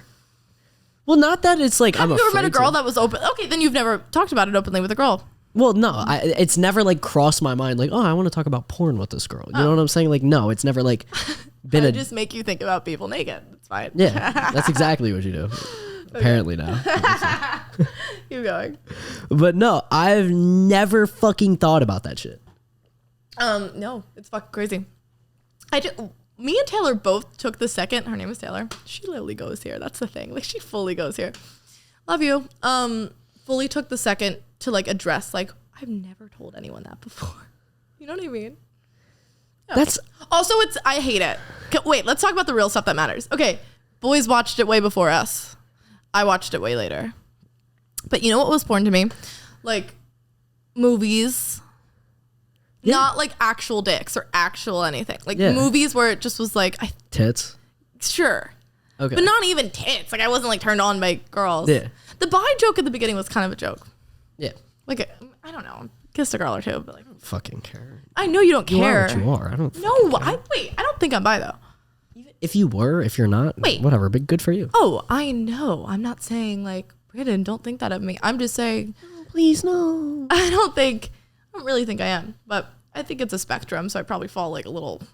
I'm definitely comfortable with it. So what does that have to say for myself? I know girls that are like, ew, that's fucking gross. I've never kissed a girl. I'm like, bro, it's for the fucking plot. I'm funny. Like, I'm kidding. Like, fuck around. Where was I? I don't even know. You're fine. Porn. That's where we were. Because you said tits. It's not like that. I did say it's tits. Just, no, it's like the simulation of it. Actual porn felt very invasive. In what way? What do you mean? It's like someone's personal, because that's oh my God, this is the perfect example. Can you explain? Yes, because girls, or at least me as a young age, was very like I literally, like as a kid, was like, sex is only to make a baby. I was like, it's only like romantic, and there should be rose petals. That's the only, and the candles lit. That's the only way. Like, it's like just, I'm kidding, but not really. Like, it's No, I know exactly. we're What like you're talking about. romantic, whereas guys are like, yeah, jerking off feels good, awesome, and jerking off feels great. I'm not saying that, but I'm just saying like, porn just never felt like what I wanted. It just felt like a broken home or like scary. Oh my God, that's fucking terrible. No, wait, I'm fine. Wait, can we talk about something? Fuck, no. No, we can talk about whatever the fuck you want. As a girl, this is girlhood. And maybe you've had to do this too. And if comment down below if I'm the worst for saying this. But wait, Brandon, this is gonna get dark for a second. I don't give a fuck. This is the test if you're into fucking horror. As girls, we've had to take inventory. And I talked to this about whatever. Fine. How about just my friends? I keep generalizing girls. Have had to take inventory of whether or not we were like assaulted in our age. But I wasn't. But I had to at least like think about it, because you know what I mean? As a kid, you don't realize that you connect things later. And I have so many fucking friends or I've met so many people that I've like they've just been like, yeah, that wasn't okay. And at the time I didn't know it because I was 10, or at the time I didn't know it because it was like weird. You know what I mean? And as I talked to guys about this too, honestly, I will be honest. I have talked about guys with this, and sometimes they also agree like, yeah, no, honestly, once I really, really think about it, that probably wasn't cool how she was, you know what I mean? Point being, what is my point? That the scary thing wasn't supposed to be like a reference. It was just supposed to be like, not like scary and like, oh, I want it to be rose petals and flowers. But if you're gonna bring the scary part in, yeah, as a girlhood is like looking back on your entire life and making sure that every interaction you've ever had has been consensual and not crazy. And I'm so thankful and lucky that I have had a life where there's been nothing. I don't think I've been taking advantage of, you know. I don't wait, it's not funny. I'm not joking. No, I'm not like that. I'm not laughing. Well, I didn't. No, laugh. I'm saying I'm laughing, and I'm saying it's not funny because I'm laughing. I'm not laughing. I'm just hoping I'm saying the right things. No, I think I understand what you mean. Okay. Because I think I understand. Well, of course I don't. No, I'm saying I don't think I've ever experienced something that is horrible and traumatic and abuse. I don't think I've ever experienced that. I'm so lucky to not have experienced that. However, girls have to like look back in their Rolodex and like make sure they haven't, because so many interactions I've had with guys could be considered abuse or assault. That's No? terrifying. No, Yeah. I'm not disagreeing. Obviously. I think though, I know. Like what? But I okay. don't even know if it's just a girl thing. I think guys can apply to it too. Can I ask like a genuine As question? kids, we're so like, we don't know anything. Well, you're oblivious. You're That's like, all- oh but yeah, this everyone, is- like boy, girl, whatever the fuck. Kids are, we don't know certain things, and we're told to respect adults, and we're told to follow the rules, and sometimes shit fucking happens, and you don't realize who you grow up and you're older, and it's fucking horrifying. I have a question. Yeah. What about human nature causes that? Like, why is that so prominent? I know. Why does that happen so much? I genuinely don't understand. What about men? What about women? Yeah. What about the way that Anyone. we are raised? What about fucking anything causes that to happen? And it's like, you literally even have to have that thought in the first place. Mm-hmm. Like, where does that stem from and why? Like, I genuinely don't understand. Same. And trust me, I've had like many therapy sessions about it, or just many like conversations with girlfriends, because it's a big thing, girlhood. Just, I didn't want to say not something that's what I was going to say earlier, like not a big deal. That's not what I meant. Any type of abuse or assault is a big deal. That's not what I meant. But there's definitely different degrees of it. And let's not be fucking fake, right? Yep.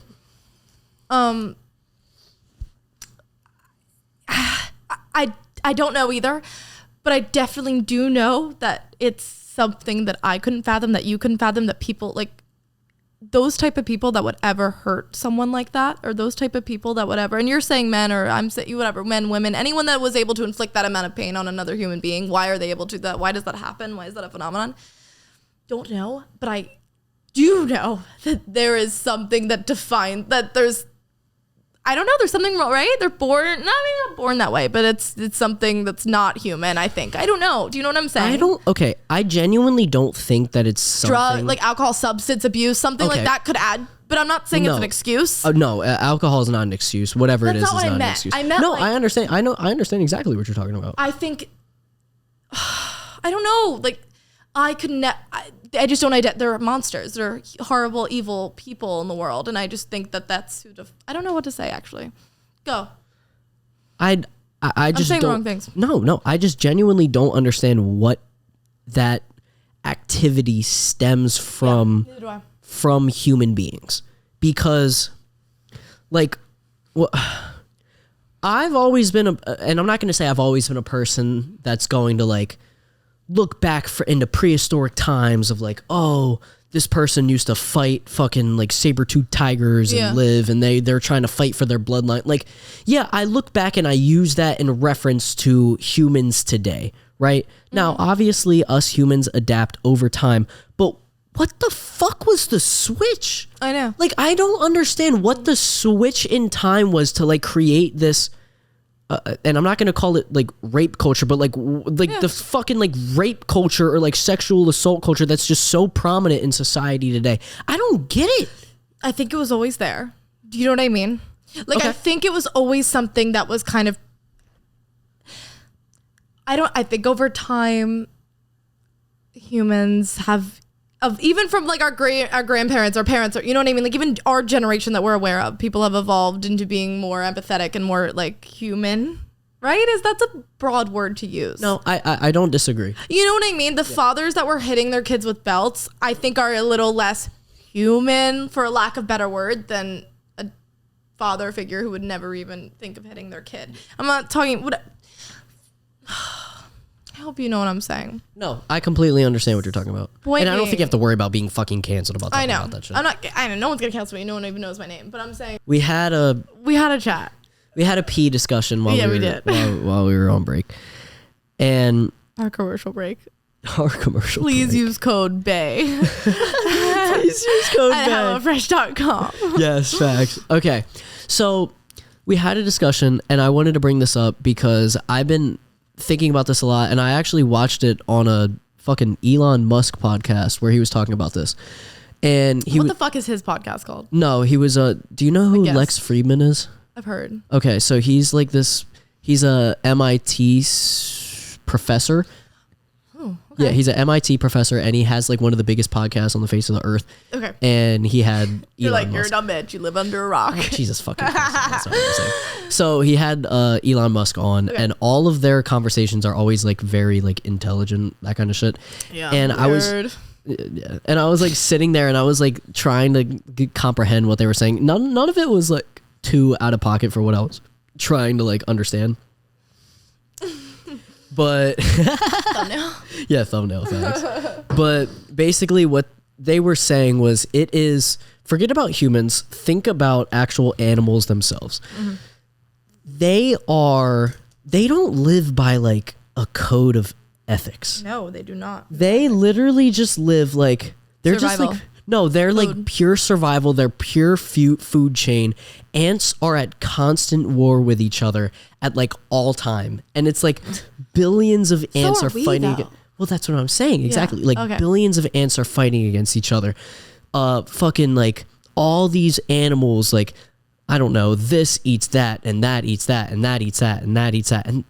And there's no like, oh, well, justice for that animal. Like, that's just how the fucking food chain works. Like, it's so depressing to hear about it. PETA wouldn't exist if we didn't have a conscious mind. No. Literally, no, not at all. Like, that's a fucking perfect fucking thought. Exactly. So it is, as sad as this is to say, it is just like literally in humanistic thought and expectations for war to be a normal thought within our consciousness. Wow, that fucked me up a little bit, about. It's I don't like war. I don't fuck with war. Well, it's just and people hate me sad. because I'll like make military comments. Like, I just can't even. I don't like it. But it's not because I don't respect the troops. I respect the troops. But you know why I respect the troops? Oh, fuck. You know why I respect the troops? Why do you respect the troops? Because I would never fucking do that shit myself. Yes. And I'm so thankful that I'm in a tax bracket and I'm in a position that I don't have to go to war to pay for my college tuition. I don't have to go to war because I don't have anywhere else to go. Yeah. That is why I fucking thanks the troops, right? And I acknowledge that I would never fucking do that shit because I am so lucky and I'm so privileged to not be in a fucking position where I need to fucking do that. Respect, but I don't fuck with the fact that war exists to put people in those positions. Like, people that aren't able to, you know what I mean? Like, you get what I'm saying? Fucking A, you get what I'm saying? Yes, but the question arises because humans have this level of consciousness that is so much higher than any other animal that has basically ever existed, that we were able to create things like artificial intelligence, able to create a camera, a fucking beer, a PS5, a Rodecaster Pro that I'm recording this on. The fact that we have consciousness enough to create everything that is around us right now, should we be beyond the thoughts of war, or is it within our humanistic nature to just always have that thought in the back of our head for true desire of actual control? I think it goes along with what I don't know if we said this on camera or off camera, but with the idea that like humans aren't that much different than animals. Nope. However, I think in order to create a society that is at least somewhat organized and somewhat obeying of laws, whatever that may be, but in terms of America, that's the reference I'm making, in terms of creating a society that is under control enough and obeys the laws, you have to create some type of belief in the people that we are better than animals. Yeah. But we're not. And that's the scary part. But that's why we are grown up thinking we are, and that's why we've grown up thinking that animals are a totally different thing than us. But in terms of war, it's a perfect example of why we aren't that much better. No. It's a perfect example why we aren't. So your question was, should we be beyond it? I would hope so. That's what I said. I don't like I don't like that anyone has to, I don't like that, right? Obviously. Don't want anyone to die. Don't want anyone to die. Any human life, I don't want, whatever. But I get, after you saying that, I get why we're not. It's so normal. It's so normal because maybe it's human nature. Maybe it's, I don't know. Nice guys always finish last type thing. Like, it's kind of, they kind of tell us. Mm-hmm. They kind of tell us as a kid, you know? So I have a question for you. And this will be our last question before we genuinely end the podcast, because I know you have to fucking leave. I know, but like fucking I keep fine. My last question is for you. Whether you're religious or not, I'm not. Okay, so you're not. So this is better. I'm not religious. Okay. Why do you think that humans themselves forget animals? Or if you want to actually involve animals, this might involve, if you want to talk about them as well. Why do you think we are on this planet? Why do you think humans exist? I was making a walk around my neighborhood, genuinely thinking about this. Well, how about this? Can we talk about how I don't know. Because of so many reasons. Mm-hmm. How about this? No. I don't think there's a purpose. And can I tell you why? Yeah, of course. For so many reasons, right? I think so many reasons. One of them being how inequitable or in how unfair it is. Right? Wait, to be a human? Yeah. What, compared to like another animal? No, compared to other humans. What do you mean? No. That's a genuine question. We're so lucky, Brandon. We're so lucky to be sitting here. We're so lucky to be sitting here with everything, we're so lucky to be walking. We're so lucky. There's so many examples of why we're so lucky. And you know that. I know you know that. Yes. Where we live, we have parents in our lives, right? We're at college. We're getting an education. We're born in 2023. We're allowed to, you know what I mean? Like, we're making a podcast right now. Like, you know we're healthy enough to do the things we mostly want to do, whatever. We're so fucking lucky that it doesn't make any logical sense by other people, to me at least, as to why so many people are so fucking unlucky. Okay. That assigning any purpose doesn't resonate well with me. That's a really good fucking kind take. of a fluke. No, I like that. And if it's not a fluke, then I don't know why we deserve this life over other people. And don't get me wrong, like we're depressed, we're sad, we've gone through fucked up shit, right? Yeah. We have, like everyone else. Life is a culmination of fucking struggle. I'm not gonna sit here and say that my struggles are equivalent to those who have lost parents or have lost children, who have lived in a country where they don't know if their heat's gonna turn on. Yep. Not gonna sit here and say that. So therefore, it all becomes a jumbled mess in my mind, and it all becomes very meaningless. Any purpose I could define for myself becomes very meaningless the minute I think about the other lives people were given. But I'm happy I have mine, and I'm thankful I have mine, and I'll do whatever the fuck I want to do with my life because I'm so lucky, but I know that in my heart of hearts, and I wish there was a purpose. I fucking wish that there was a purpose. I can't sit here and look at you and tell you that I think there is one, though. That's awesome. I really like that opinion. That's your opinion, Brandon. I haven't been able to create one. Yeah. But that's fucking amazing. Have you thought about that before? Yeah, all the time. Are you serious? Yeah. Brandon, what? That's a genuine question. Yeah, I probably haven't said that in the same way. I've never said it out loud before. Well, yeah, but I've spent so many nights unable to fall asleep, or so many nights looking into the mirror being like, what the fuck is going on? Why am I here? Not even that. Like, it's not even about me. It's just weird. Like, the moment I think about that, I'm unable. This is what I mean. You know when how about this? You know when you try to fathom the idea of forever, and I'm not religious, but I have tried to fathom the idea of heaven, and I think heaven goes hand in hand with eternity, right? Forever. Yes. The thought of there's an afterlife and there's no after that life, right? We're always just taught there's an afterlife. But does that one ever end? No, I was never told that one ended. You know, this life ends. Yep. I was told that. Then we move on to one more, and I was never told an end date, so I assumed eternity. However, whenever I tried to actually contemplate eternity, I was left with a fucking pit in my stomach and you've never tried to think of what forever? Have you ever tried to think about it? Whatever. It's like, you just feel uneasy. You can't picture it. It's weird. It's like imagining a color you haven't ever seen before. It doesn't exist. Yeah, it fucking sucks. I would not want to live forever. 100%. So then what's the alternative? Nothingness. And that seems meaningless. Then who are we serving? It just doesn't make sense to me. It doesn't make sense. And I think people who are religious, I don't know, don't feel that same intensity when they think of heaven, because they're able to block out the forever part, and they just are like, oh, heaven. I'm good with that answer. Never been satisfied with that answer. I've never been satisfied with the answer that we're just lucky.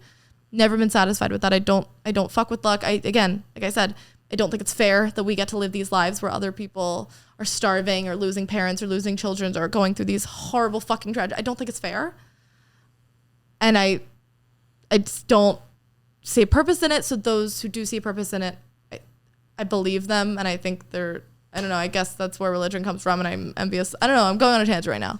No, you get what I'm saying? No, I agree, because I think that becoming religious, I think they're able to create. Yeah. And I don't want to use the word illusion, because they truly do believe that whatever they're believing. Valid. And I envy that. And I completely envy it. Don't you wish you believed in something? God, I fucking wish I did. Wish this fucking mattered. Yeah. And it matters to me. How about that?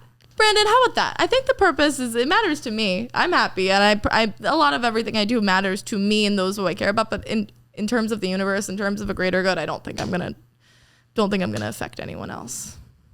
I don't think there's an issue with that. Okay. Because I think that as soon, and throw away the fucking religion shit, as soon as we come to the actual realization that we just have to be comfortable with our lives might not fucking matter at the end of the day, we are going to be so much more comfortable with what the fuck we are doing right now. I love that you use the word comfortable and not happy. Because fuck happiness. Yeah, forget happiness. Right? But I love being as self-aware, and it's confident, I guess. Confident is the right word, but at least I can respect myself enough to know that I'm going to be real with what the fuck is going on in this world. Yeah. And I respect those who also are. I'm not saying I don't respect those who believe in religion. I envy you. Like I said, I envy you. I wish I believed in something else. I wish I believed in a higher power. However, me personally, I'm not going to kid myself, and I'm not going to kid you. Yeah. We just got to make the most of what we were given and thank whoever the fuck that we're given this life and not someone else's, and do the best we can with the resources we're given to help others. Maybe that's where my mom's, if we have 20, everyone gets 10, because I think she also agrees with me that it doesn't make fucking sense why we got so lucky, and therefore we should do anything that we can to try to even the playing field. Mm-hmm. So that's kind of what I live by. I like it. And I'm not saying I'm always successful in living by that, but I do think it's a good message. That's perfect. Yeah. All right. So that was your closing thought on that. I don't have a fucking closing thought on that shit, because you basically verbalize everything that I have to say. I've already verbalized everything that I have about religion. I 100%, I'm going to restate it again. I 100% respect religion as a 100%. Whole. I just also do believe that it was created in order to control the masses. Okay. Yes, but we're gonna cool it down. We're gonna cool it down off of that one. Okay. Yes, but I also do think religion was created as a whole to make people more comfortable with death itself, because death is terrifying. Does that mean control the masses? Yes. Yeah. But that's straying off of that. Yes. I agree with you, Brandon. Forget I said that. Couldn't agree. No, I'm not disagreeing with you whatsoever. If we had more time, we would go into it. Yes. But I couldn't agree more. It makes people more comfortable with death, and that's why I envy it. And I respect the hell out of it. I wish I was able to fucking believe that shit. That's what I'm saying. And because people are more happy. Can I say one more thing? Of course, say as much as you want. It's a fucking podcast. You know what comforts me? Because, again, as I said, I envy people that are religious, because I'm also, I'm not saying here, I don't care about dying. Terrified. I'm terrified of dying, right? Terrified of it. I'm gonna be real. What comforts me is the statement, is the law of physics, that matter, that energy cannot be created or destroyed. Right? And I think we're energy. I hope we're energy. I've been called energetic, I guess. So if I'm created, which I think I am, you know what I mean? I think I'm here. And if I cannot be destroyed, that lets me sleep at night more than the Our Father does. Well, technically, you wouldn't have been created. You would have been here the entire time. Fuck. So my energy is going to go into another. Well, that would be reincarnation, technically. Plant. Okay. Technically. You're so right. Am I wrong? No. Yeah. Because if you're... Well, I feel like I believe in reincarnation more, because reincarnation at least allows me to justify why I get to complain to my mom about what car she's going to buy me for the first time. Okay. You know what I mean? Yeah. I'll give you that. You're laughing. I'm not laughing. But you should... But I'm not you should just appreciate me for how real I'm being. Okay. That's fair. I mean, it's not fair that I get to yell at... I can't say this. How about this? Let me give another example. It's not fair that I get to choose which pair of shoes I'm going to put on in the morning, when some people in this world only have a pair. Yeah. Slay. I agree. Fuck them. Fuck them. Okay, wait. No, I'm playing. Nah, but fuck them. I'm playing. If it ain't Jordans, they don't fucking deserve it. If they're not wearing white Yeezy Boost 350 If their V2s. shoes aren't white. Yeah. Yeah, facts. You know, if they're not dripping like I am. They're not wearing zebras and shit. Are those not cool anymore? I don't know if people are still rocking zebras. Oh, well, Brandon would rock zebras. And don't lie to me. You definitely rock zebras, or were you rocking those ones? Brandon would rock Nikes and not Nikes. Would rock Yeezys, and I would make fun of him all the time. But was it ever zebras? No. No, you did make fun of me for rocking Yeezys, I would make especially fun of you all the because that time. was when Kanye got that was when Kanye got like canceled. That was like his first run. Yeah, because I'm an when ally. It was bad. I'm an ally, and when Kanye was getting canceled for actually anti-Semitic things, I was like, yo, Balp. Yo, Balp. Yeah, but I wasn't gonna stop wearing my shoes. I paid like $220 for them, and it was like I bought them years ago. I'm not just gonna not wear them. Like, oh no, I'm gonna stop support. No, it has nothing to do with supporting them. I need a pair of shoes. If they go with my outfit, I'm wearing them. I'm sorry. Fuck that bullshit. True. Whose suits are also from Hugo Boss. And that is a reference to Hugo Boss creating the Nazi uniforms. Hugo Boss made the Nazi uniforms? Jesus Christ. Those Are you serious? Yeah. It was like a tweet I saw one time. Oh. But Did it have like the community notes thing? It was like Hugo Boss. wait, but I've seen it multiple times. Also like Ford. Like, wait, you know this. Also like Chanel. What Like about Chanel? they either gave money or somehow were linked to Hitler and Nazis. Are you serious? You don't know this. No, a lot I didn't know of that. brands have been linked to that. Damn, I didn't know that. So yeah. Okay. All right. I'm going to end it here. Oh my god. Fuck. I'm going to end the fucking podcast here. Okay. I hate the question, do you have any closing thoughts? Is there anything else hate it that you too. want to share? Exactly. Are you gonna ask me though? No, I'm not going to ask you Okay, that. good. I'm going to ask you a different question. Okay. And it's going to be the first thing that pops into my mind. My favorite Okay. color is orange. Favorite color is orange? Mm-hmm. Interesting. Okay. I'm going to ask you a question right now. Mm-hmm. And it is going to be, if you could share one movie with anybody that is watching this podcast right now, what would it be? The Eternal Sunshine of the Spotless Mind. I've never seen it, but can you tell? That's crazy. I have it in my list, but can you tell us why you want us to watch it? So The Eternal Sunshine of the Spotless Mind is a beautiful, realistic love story that's actually not realistic at all. And it stars Jim Carrey and Kate Winslet. And I know what you're thinking. Jim Carrey is a funny guy. What do you mean?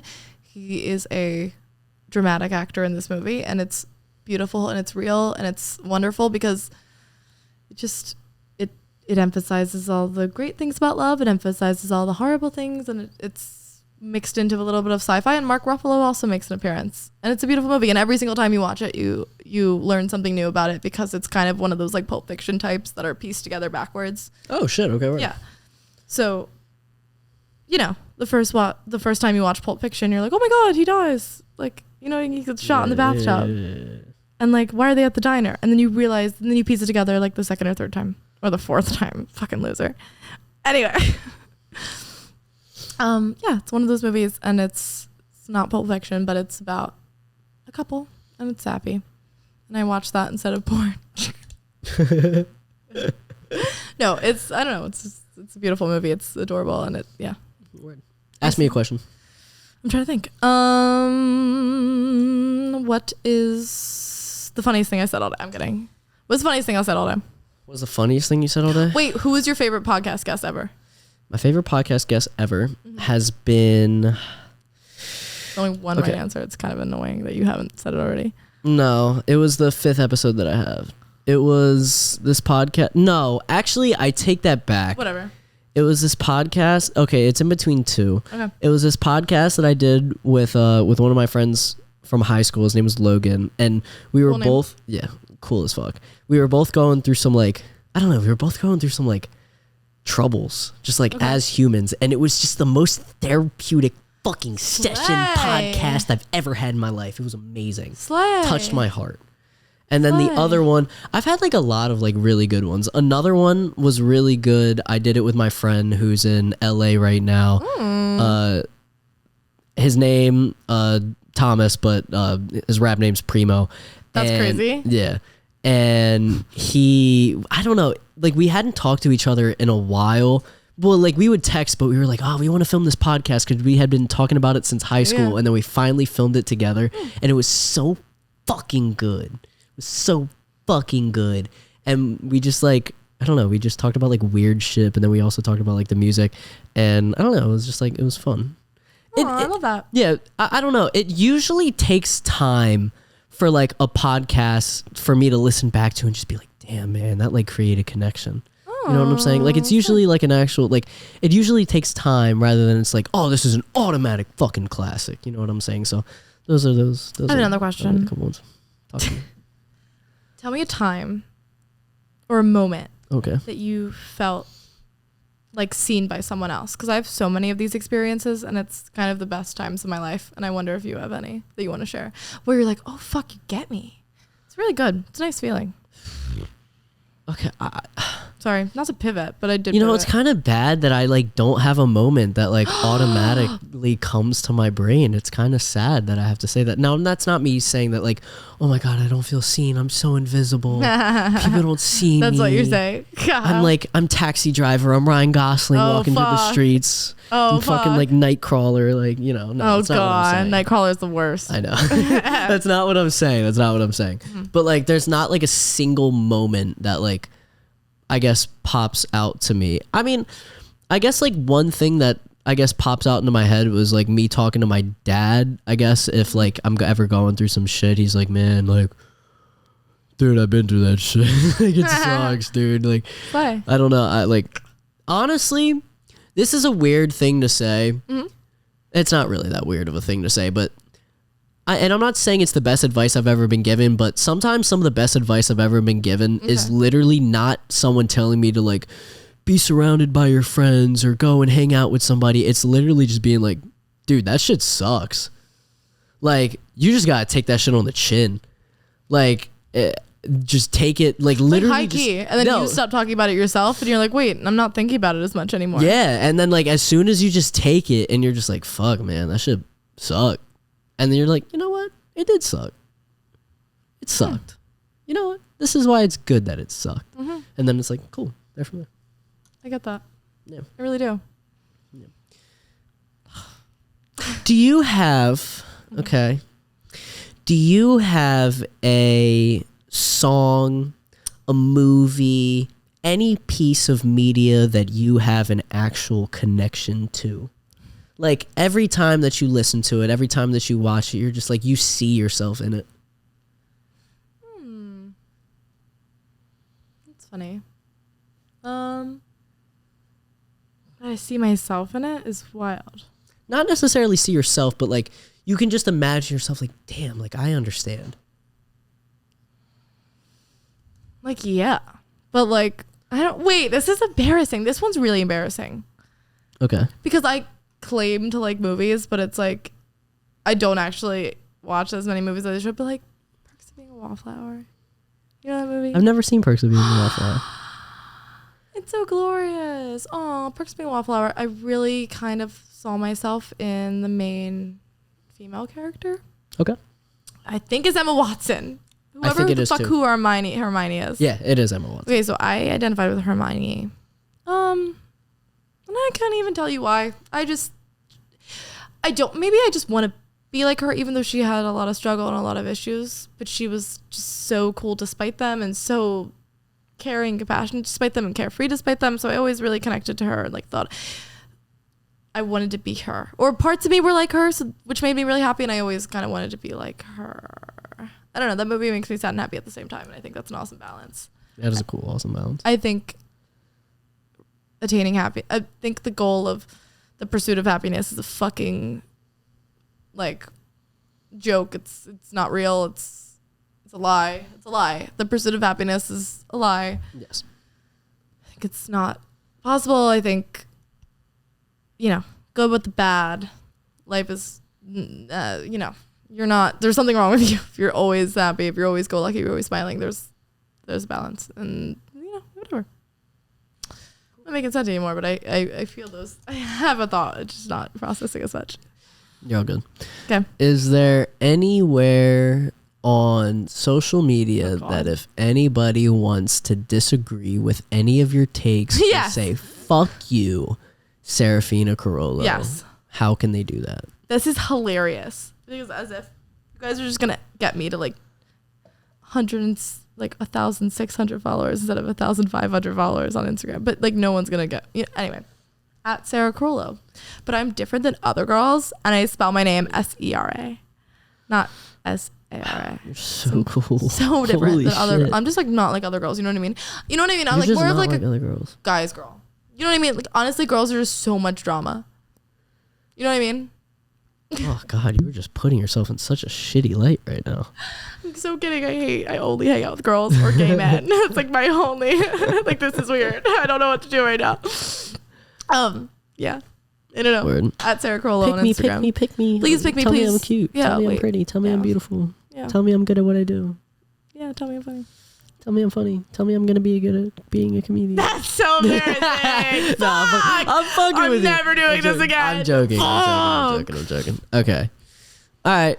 Closing thoughts. Thank you everybody for watching the Brandon Alper Experience, episode number 30. Serafina, you have been absolutely fucking amazing, and I have very enjoyed my time that I've spent with you today. Thank you. So have I. Thank you. Any closing thoughts that you would like to share with our viewers? If you're gonna smoke a cigarette, smoke it on a balcony. Thank you. That's a very good take. Thank you very much for tuning in today. Peace out. Peace out.